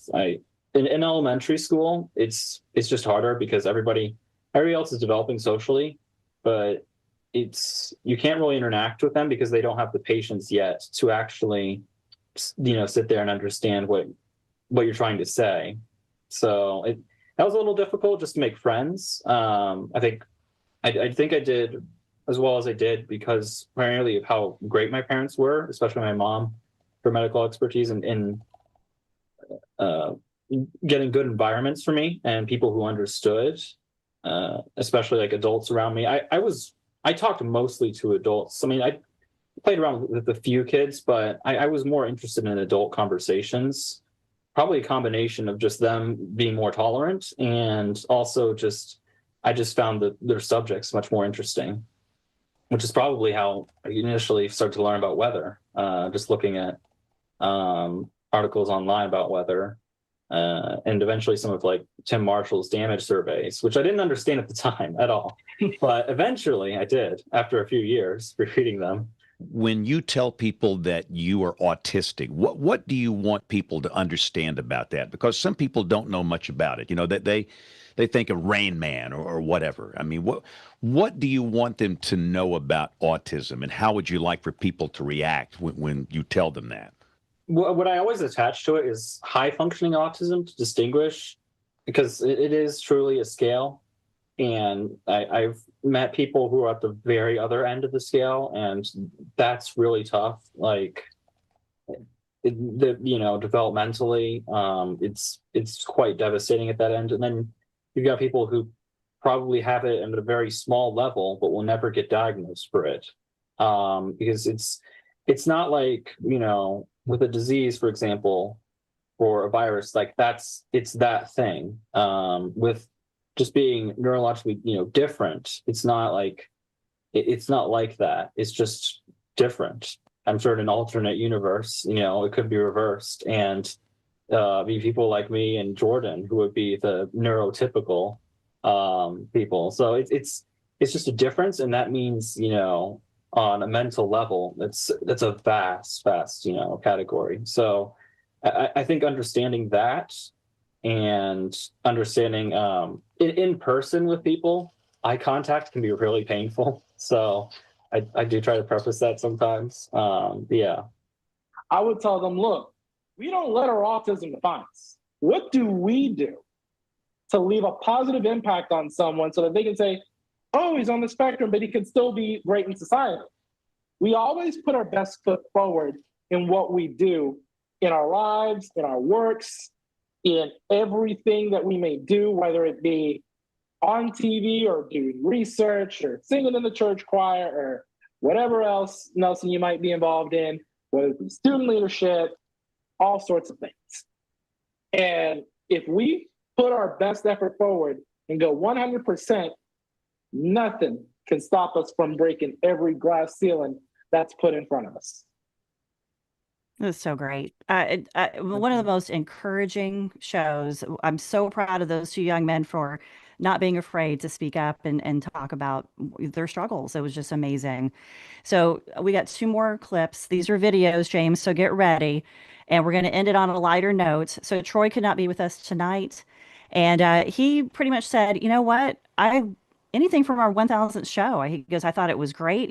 Pick something from there. So I picked what I wanted to see from the 1000th show. It was so awesome to be together in person, but there were a couple of folks who could not make it. And so they, did videos and shout outs and what have you. And so I got a special video that came into me and I just loved it. And so that is a video we're going to show. This is from our wonderful, loving, yet punny, humorous friend, James Aladot, where he sent in this special video because he could not make it on the show. He wanted to, but he was with his family. He was on vacation, and then he sent this in, and we got to watch it again because it was just fantastic.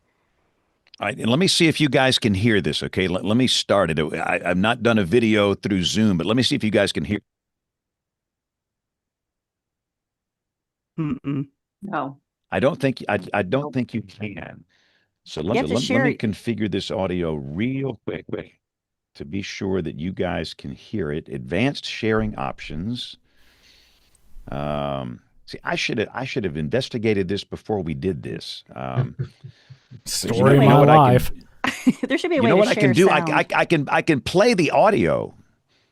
I can do that. Mm-hmm. The audio only. So what I'll do is try and match the two ups. All right. So here we go. So let me see how good I am. All right. So if it's a little out of sync for those that are watching, it's okay. If it's a little out of sync, it's going to be all right. We're in the twilight zone. Hey. We're totally in the twilight zone. And remember, none of us have been sleeping. All right. All right. So let's do that. Do that.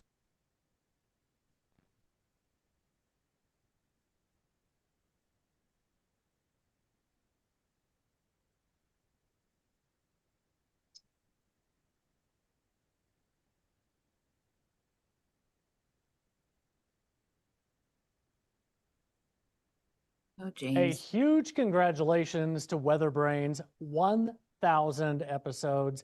I know we made that they said it would never last, but I think some people did say it would never last and we would run out of things to talk about. We've covered a lot of really important things too. And to me, the most important ones as a girl dad are the ones that empower my daughter to dream that she can do anything she wants to do. Tabitha and Katie and both Karens, Kosiba and Karen Hatfield, and Jen Walton too, just to name a few. Now, as far as my favorite shows, any of Greg Carbon's shows, his year-end recaps, because for some reason I lose track of what happened during each year. And that really helps center me, understand what happened. Now, another thing that the WeatherBrains have been doing over the last year, while I'm out in California with my family, I want to take a look at some books that you guys have written. The first one, Troy, how about that? The Typhoon, Admiral Halsey never learned critical thinking, how the Kimmel recurring cycle has correctly forecast every weather event since John Finley. And that's from the Hookham Press, it looks like at the top. All right, another book. Dr. Neil Jacobs has written this one. This one's got to be good because it's got a big fire-breathing dragon on it. Copperheads, belch spiders, giant waves, trachea blockages, minivans, and sharks at me. Just another Monday. Nice work. That's from the Machine Learning Book Press. That's kind of ominous sounding. And our fearless leader has written a very thick book. Take a look at that. Social media, it's just too kind, compassionate, and empathetic. How to spice up your post with histrionics, hatred, and red arrows to maximize clicks. That's from the Consultant Press. Nice work there. Got another one. This from our Northern High Latitudes WeatherBrains panelist. Chipmunks Know All About Tornadoes by Jennifer Naramore. Why all other rodents suck at trying to understand severe local storms. Apparently they do. We move on down to Norman, where Dr. Cloco McLean has written it. Look at that, it's nice, got flowers on it and everything. A 5-point Likert scale is the answer to all of life's problems in one simple survey.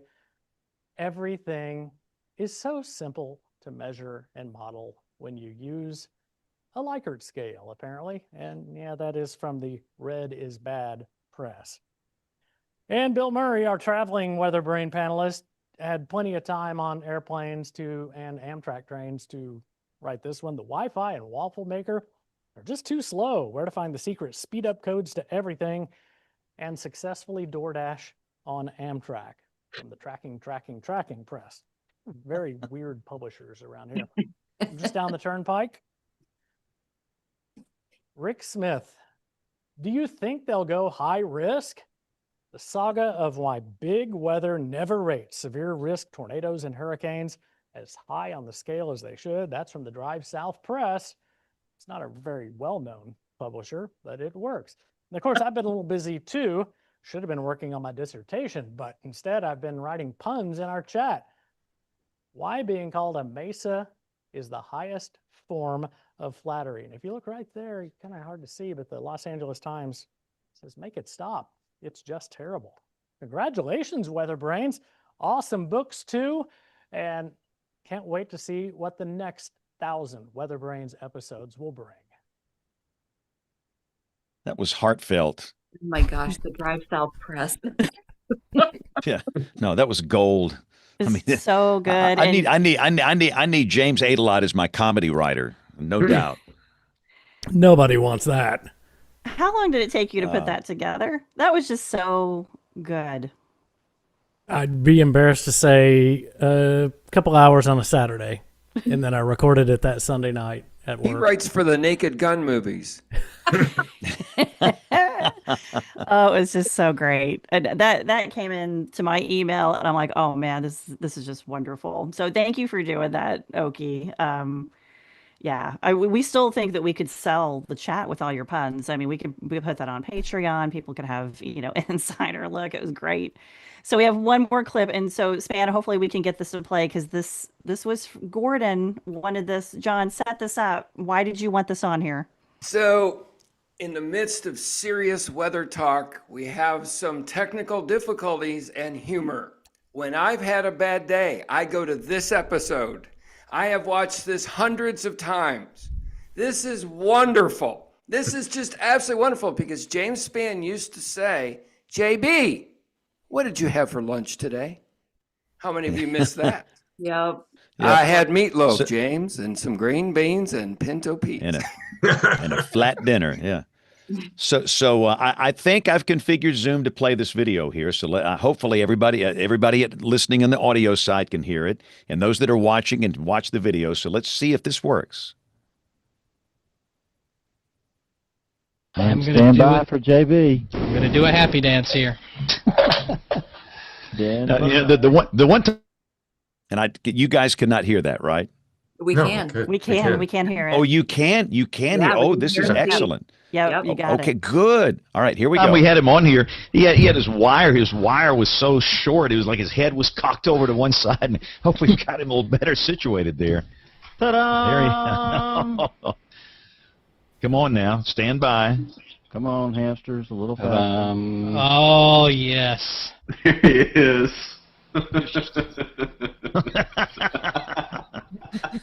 Why are we all laughing at them? I mean, this is a magic moment. It is. We're touched. Oh, if I had some champagne, I would actually drink it. Hey, your shirt's on, but JB is working for the Babe audience here. He's got this. He needs a gold medallion next, and he's set, you know? Put your clothes on, JB. All right. I got it. Show title. No, it's, what is it, a gold medallion? Is that the show title? Okay. No, put your clothes on. Many. Yeah, put your clothes on, JB. Put your clothes on. Okay. All right, I'm in now. Thank goodness. Oh, boy. Now we got to get Brian. I'm surprised Daryl was going to hang up on us here in no time at all. Daryl, this is the worst night. I got all night as well. This is the worst night of your life. Maybe I just hung up on you.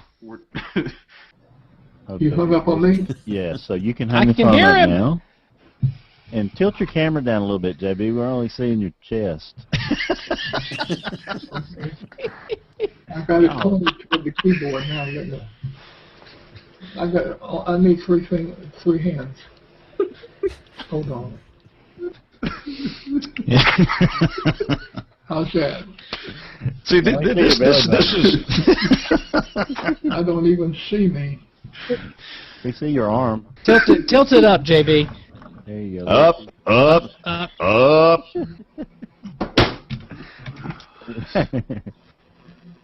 Now I see you. There you go, buddy. There you go, buddy. All right, now let me get Brian on here, and we are actually rocking and rolling.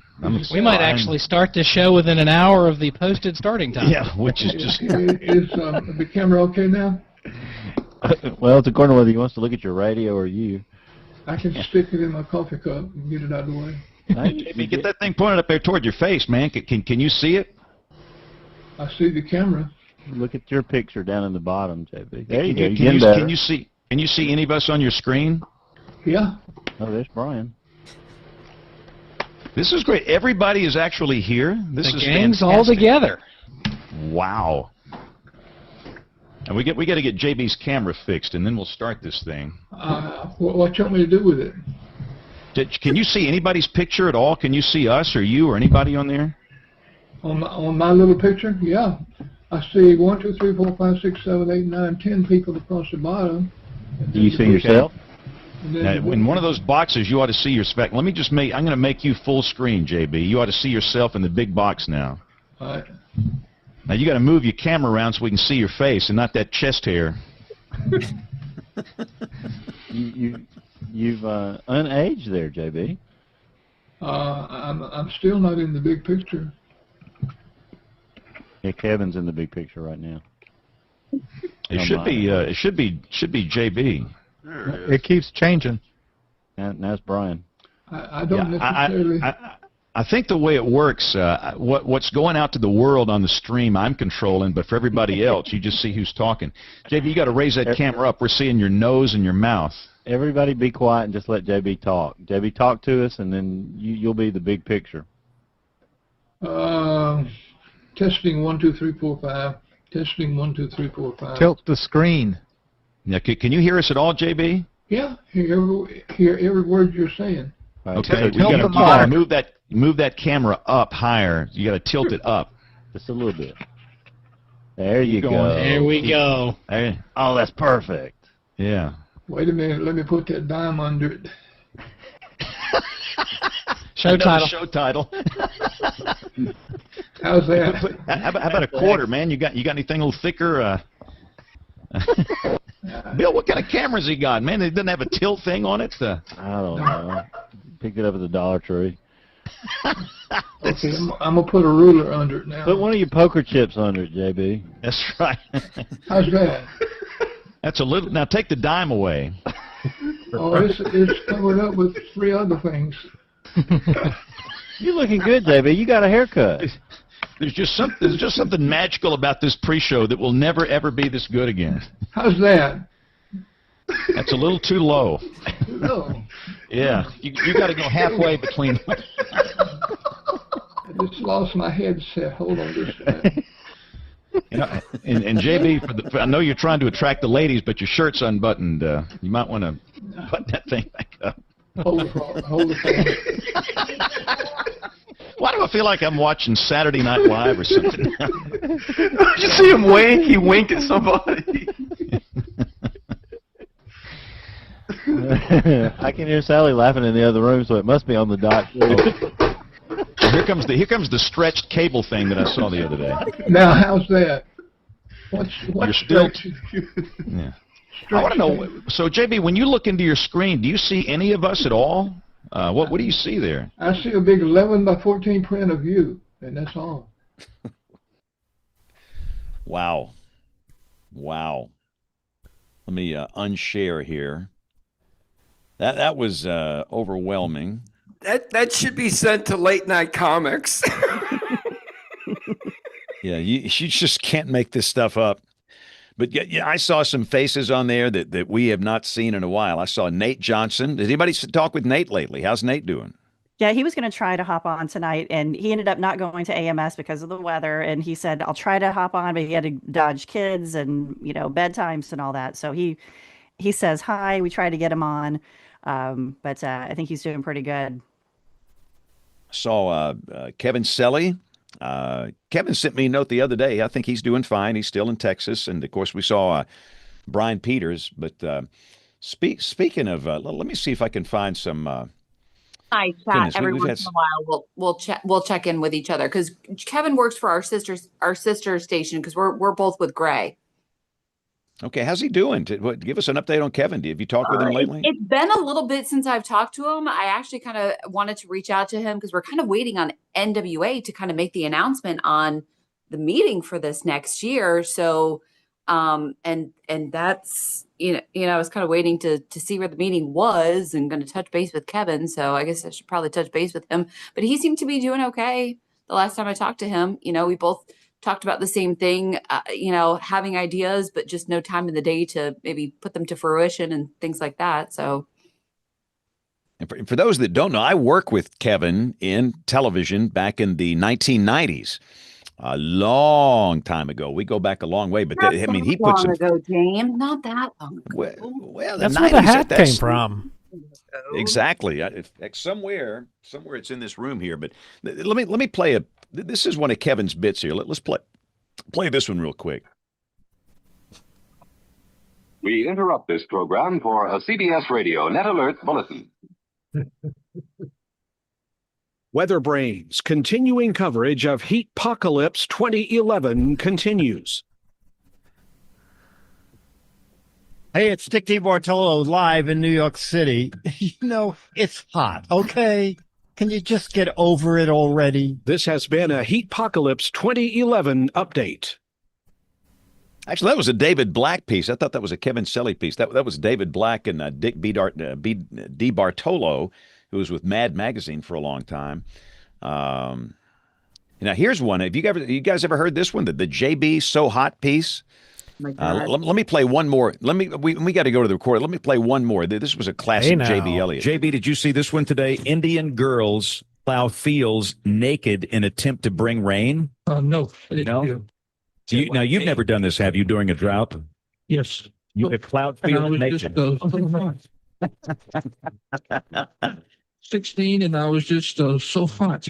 That was the 1952 heat wave. I was just so hot. I was just so hot. Just so hot. It was a back field of cotton. So hot. One of our listeners actually sent that to us. Our listeners are the greatest. They're like basically show producers. But we got to take a break very quickly. We are going to get back on track here. We're going to hear from Tony Rice and his astronomy report. We have Jen this week in tornado history. We're going to come back and do picks of the week, and it's so great having Dr. John and Aubrey and everybody back in the house for picks of the week. So we'll be right back after Tony and Jen. Looking beyond the atmosphere, here's Tony Rice with your astronomy outlook. If you've watched launch coverage of a NASA mission before, you're probably familiar with that final pull that we hear before the countdown can continue. You hear names like booster and FIDO and guidance. Each of these is a key position in mission and launch control, and they are asked to give a go or no-go decision. One of the final ones you'll hear from is weather. The launch weather officer is sitting on the other side of the causeway from the Kennedy Space Center in one of the most secure buildings I've ever been in, on the Cape Canaveral Space Force Base. Like any other position, they can hold the launch if everything isn't just right, and they've got a lot of information to work from to make that decision.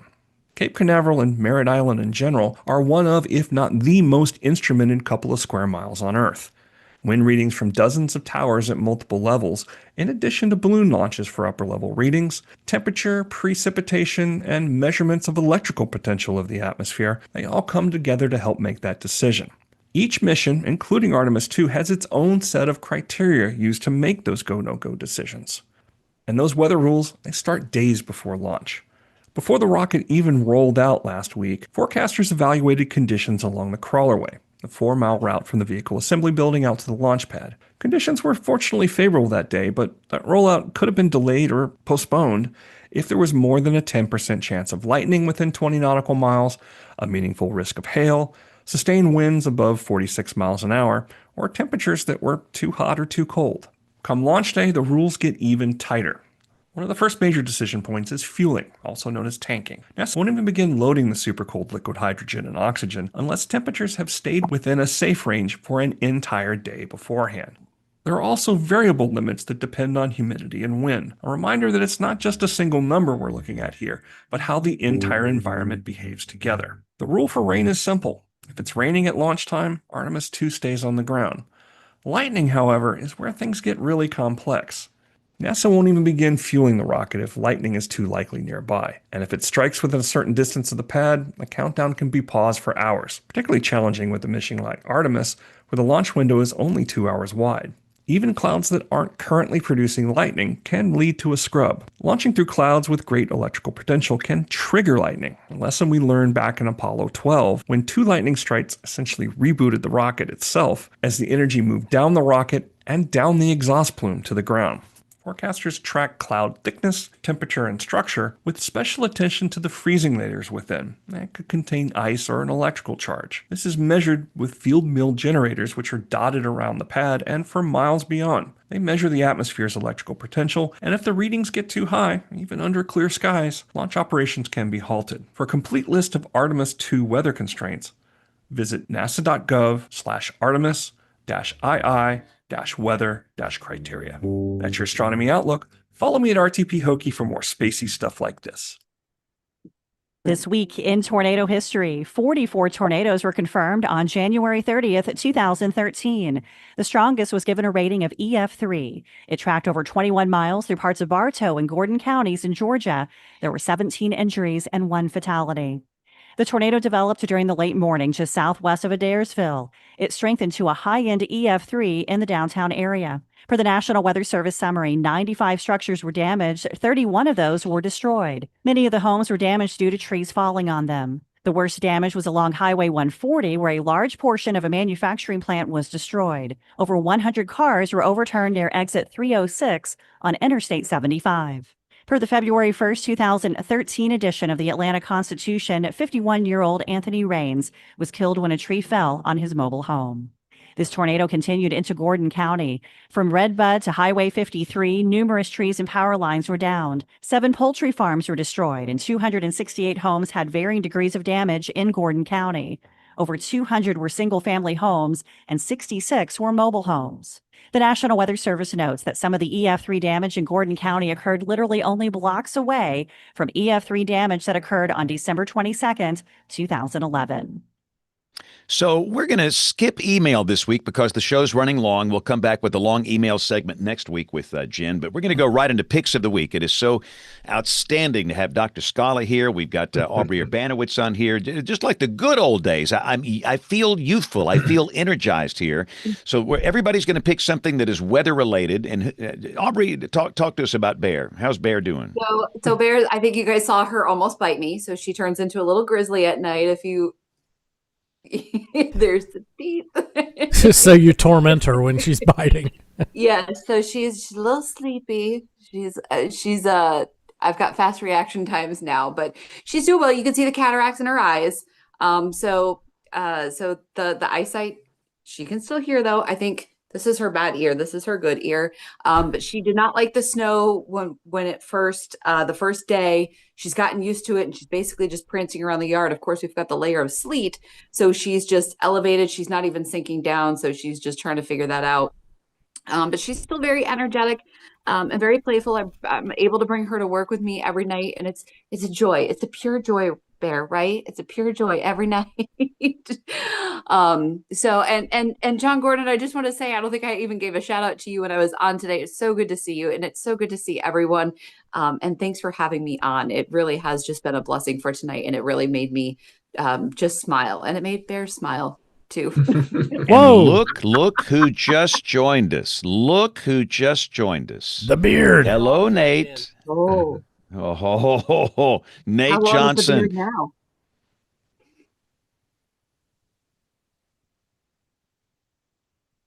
Oh, Nate. I think you're Did muted. he hang up on us? Oh, Did John Gordon send Nate a microphone?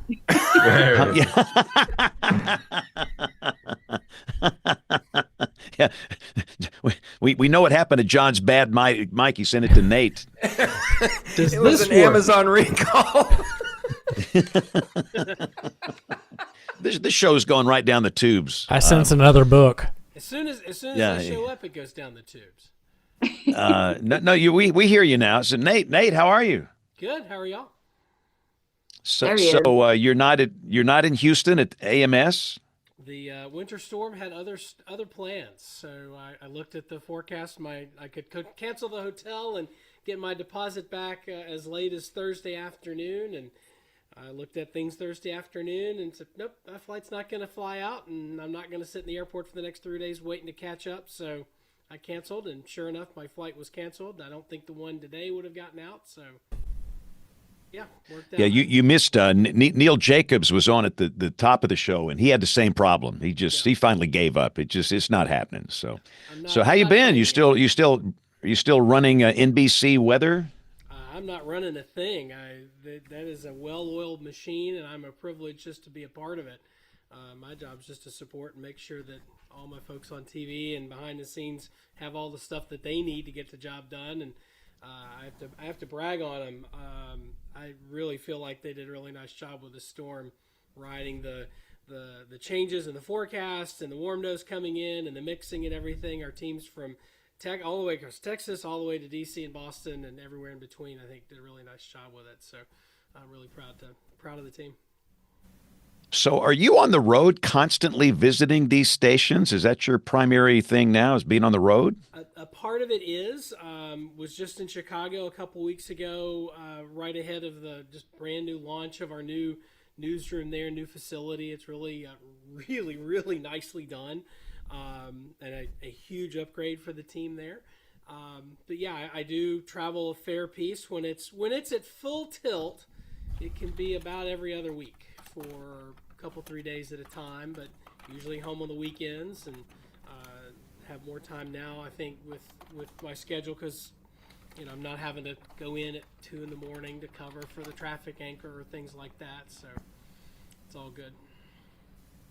James ate a lot. Ask Nate that question. Let's see what he says. Can we have WMAQ's old set? You don't want it. Oh yeah, it's better than what we have. Yeah. I can give you, you can see we need something. Yeah, that was a the one of the things that I appreciate, and this is it's going to sound like bragging, and I swear it's not, because I have very little to do with the decisions that are made. These are 7 and sometimes 8-figure decisions that are made by people way above me in the pay grade.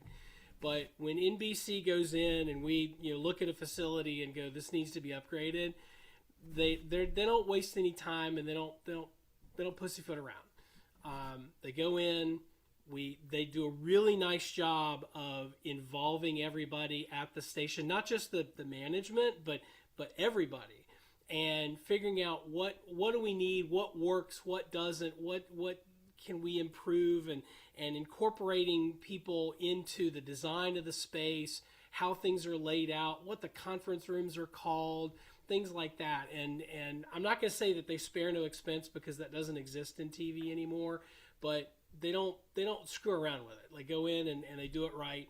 And I'm really was really pleased to see the Chicago facility. We just did New York last year, DC the year before that. Lots of little historical touches and connections to the history of the station, the culture of the place, and everything. And they really do a nice job of turning them into nice places to work. It's still work. We all get it. It's an office. I think we'd all rather be at the beach or in the mountains or not working. But if you're going to be at work, these are some nice places to be. And I'm really, really proud of the team that did all that work. And it was a real nice upgrade from the space they were in before.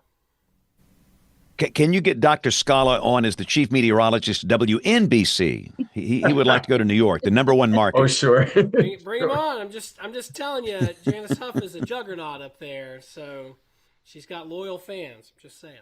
Those days are I was gone. able to watch her on a flight on my way back from Florida just a couple of weeks ago. I was like, oh my gosh, I can actually watch Janice. This is so cool. Yeah. I do that. The folks in New York know when I'm traveling, because usually I'll text them pictures of the seat back with the newscast on. It's like, oh look, it's Matt Brickman. Oh look, it's Rafa Miranda. Oh look, it's Janice Huff. So. Janice is one of the nicest people you'll ever meet. She's outstanding. Yeah. She's just great, and I think Janice and John would make a good team. So I'm just saying, John, if you want to get back in television, #1 market, there's your guy. Okay. Thank you, James. Yeah. Always looking for quality people. So we got to do picks of the week here. We're very late. My pick, it is a piece on the NVIDIA model that was unveiled at AMS today. If you want to learn more about that, we talked about that with Neil Jacobs earlier. All right, Rick Smith, what's your pick of the week? Go. Nate, great to see you. Lots of talk around here with all the cold weather. How many hours are we going to be below freezing? Everybody's remembering February 2021. So my pick is kind of a really cool summary of that bitter cold outbreak and all the heartaches and headaches and meteorological weirdness that happened back then. All right, good deal. These picks will be up on weatherbrains.com. Okay, James ate a lot. You're not doing the 9 o'clock news, but we'll let you go anyway. Go. All right. And it's great to see Nate, one of the kindest, wisest people I know. Just a tremendous human being. Very smart man. Yes. Smart man. Yes. Absolutely. Mine is just trying to get a smile on a few people's faces. A Facebook post I made earlier today. I had to go to the store first thing this morning to get a computer part on Tulsa's snowy streets. It was a hard drive. Oh, boy. Where's the... I was not quite ready for that. There you go. All right, Jen, what's your pick of the week? Beat that. Good luck with that. I can't beat that. No way. Mine is a reel from the National Weather Service in Fort Worth. It's the Steam NATO or Steam Devil that was seen over some of the lakes over North and Central Texas this weekend. And the specific one is the one on Lake Louisville. So pretty impressive there. I think some Indeed. All right. snow off of that earlier over the weekend too. Yeah. Cool. All right, John Gordon, what's your pick? Go. Yes, sir. I just want to echo what you said about the GFS. So for this big winter storm, the GFS failed. Okay, it utterly failed. Okay, the cold layer, they tried to bring 20 some inches of snow in Cincinnati and Louisville. It did not happen. But the NAM model, all you modelers out there, you kicked booty. You diagnosed the warm layer. You were the one. So all the criticism. So I want to toast someone from Oklahoma, James Adelda. Stop. Mike Armstrong. Yeah. He's out shoveling snow and helping people stranded on the streets. He was the person of the day on ABC Network News for shoveling during live coverage. He helped dozens of people who were stranded, including 18-wheelers. How about that? A real meteorologist shoveling. He's an ilk of James Spann. So this is my last thing. I'm going to toast WeatherBrains. For 20 years, this is German Mosel wine. I see my good friend Aubrey and Nate and James and Jen and James, and we all miss Troy Kimmel. How about a shout for Troy Kimmel, everybody? Troy. How about 2 shots for Troy? The WeatherBrains. Drink twice. Drink twice. All right. Let's see. Dr. John Scala, like the good old days. Give us a pick of the week, man. Your that's picks were right, always James. great. I got to say one thing. Seeing Jen on here brought me back many years. You may not know this, but Jen and I met each other at the Weather Channel. We did. And I was thinking back, it's hard to believe, but 27 years ago, it's my first coverage live on the Weather Channel. It was the January 99 outbreak of tornadoes in the Deep South. And that's what put me on the air. You were what, 9 when that happened? I was, I know. I was a young guy then. So and his hair has not moved since that day. But James, it is real. It is real. It's real. We know that. We absolutely know that. All right. So I got a pick of the week, though, right? You got to do your pick here. Yeah. All right. So here's my pick. So first time in 25 years, is that right? That California is without any kind of drought situation. So my pick is an article from the LA Times from earlier this month talking about the U.S. Drought Monitor and where'd the drought go? Where'd the drought go? Pick of the week from John. The link will be up on weatherbrains.com. Aubrey Urbanowitz, give us a pick of the week like the good old days. So I wasn't planning on being on this long, but let me just say, John Gordon, I'm so glad you said that about the NAM because I almost said something when Dr. Neal was on about don't get rid of the NAM. It did very well in these situations. Right. It was trash for us. Trash.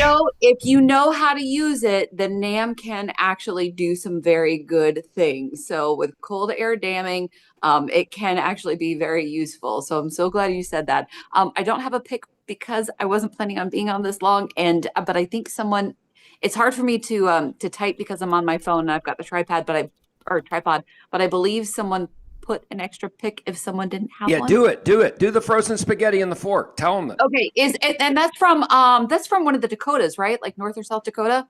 Oh yeah. Minnesota, I think. Minnesota, yeah. Don't you know? mean, I'm sure they're all doing Yeah. it up there, but like the spaghetti and the frozen fork. I mean, there's some really cool weather experiments that you can do with the cold. And honestly, I'm thinking about doing one with our cold because our low tonight may have been a little too cold, but I went -8 just because of the snow cover and stuff. But we've got temperatures below freezing for at least another week, longest likely since 2010. With our extended cold, at least either 9 or 11 days of temperatures below freezing would be the longest since 2010. And that was the worst snow ever the year before I got here. So I really don't want to see a lot of snow. I hear you. All right. Nate Johnson, pick of the week. Go. Just like the good old days. You're back. An article from the AP last week about why the weather apps may not be all that great. What? To What? snow totals, we still have apps trying to print out, I don't know, obscene amounts of snow for this weekend. Even when we knew late last week that all of this that we were going to get was going to be freezing rain or sleet, they were still printing out 8 to 10 inches of snow. There's a reason for that, and the AP goes into that, explains that, especially the default weather app for the iPhone. Yes. I want to call that one out, especially. It is terrible. I was talking with a friend of mine who lives in Poughkeepsie, and it said the default app for the iPhone was saying that he had gotten 36 inches of snow in Poughkeepsie. And I'm looking at pictures he's sending. I'm like, number one, that's not 36 inches of snow. Number two, where's that coming from? They got 18 and a half inches in Poughkeepsie, beautiful Dutchess County, New York.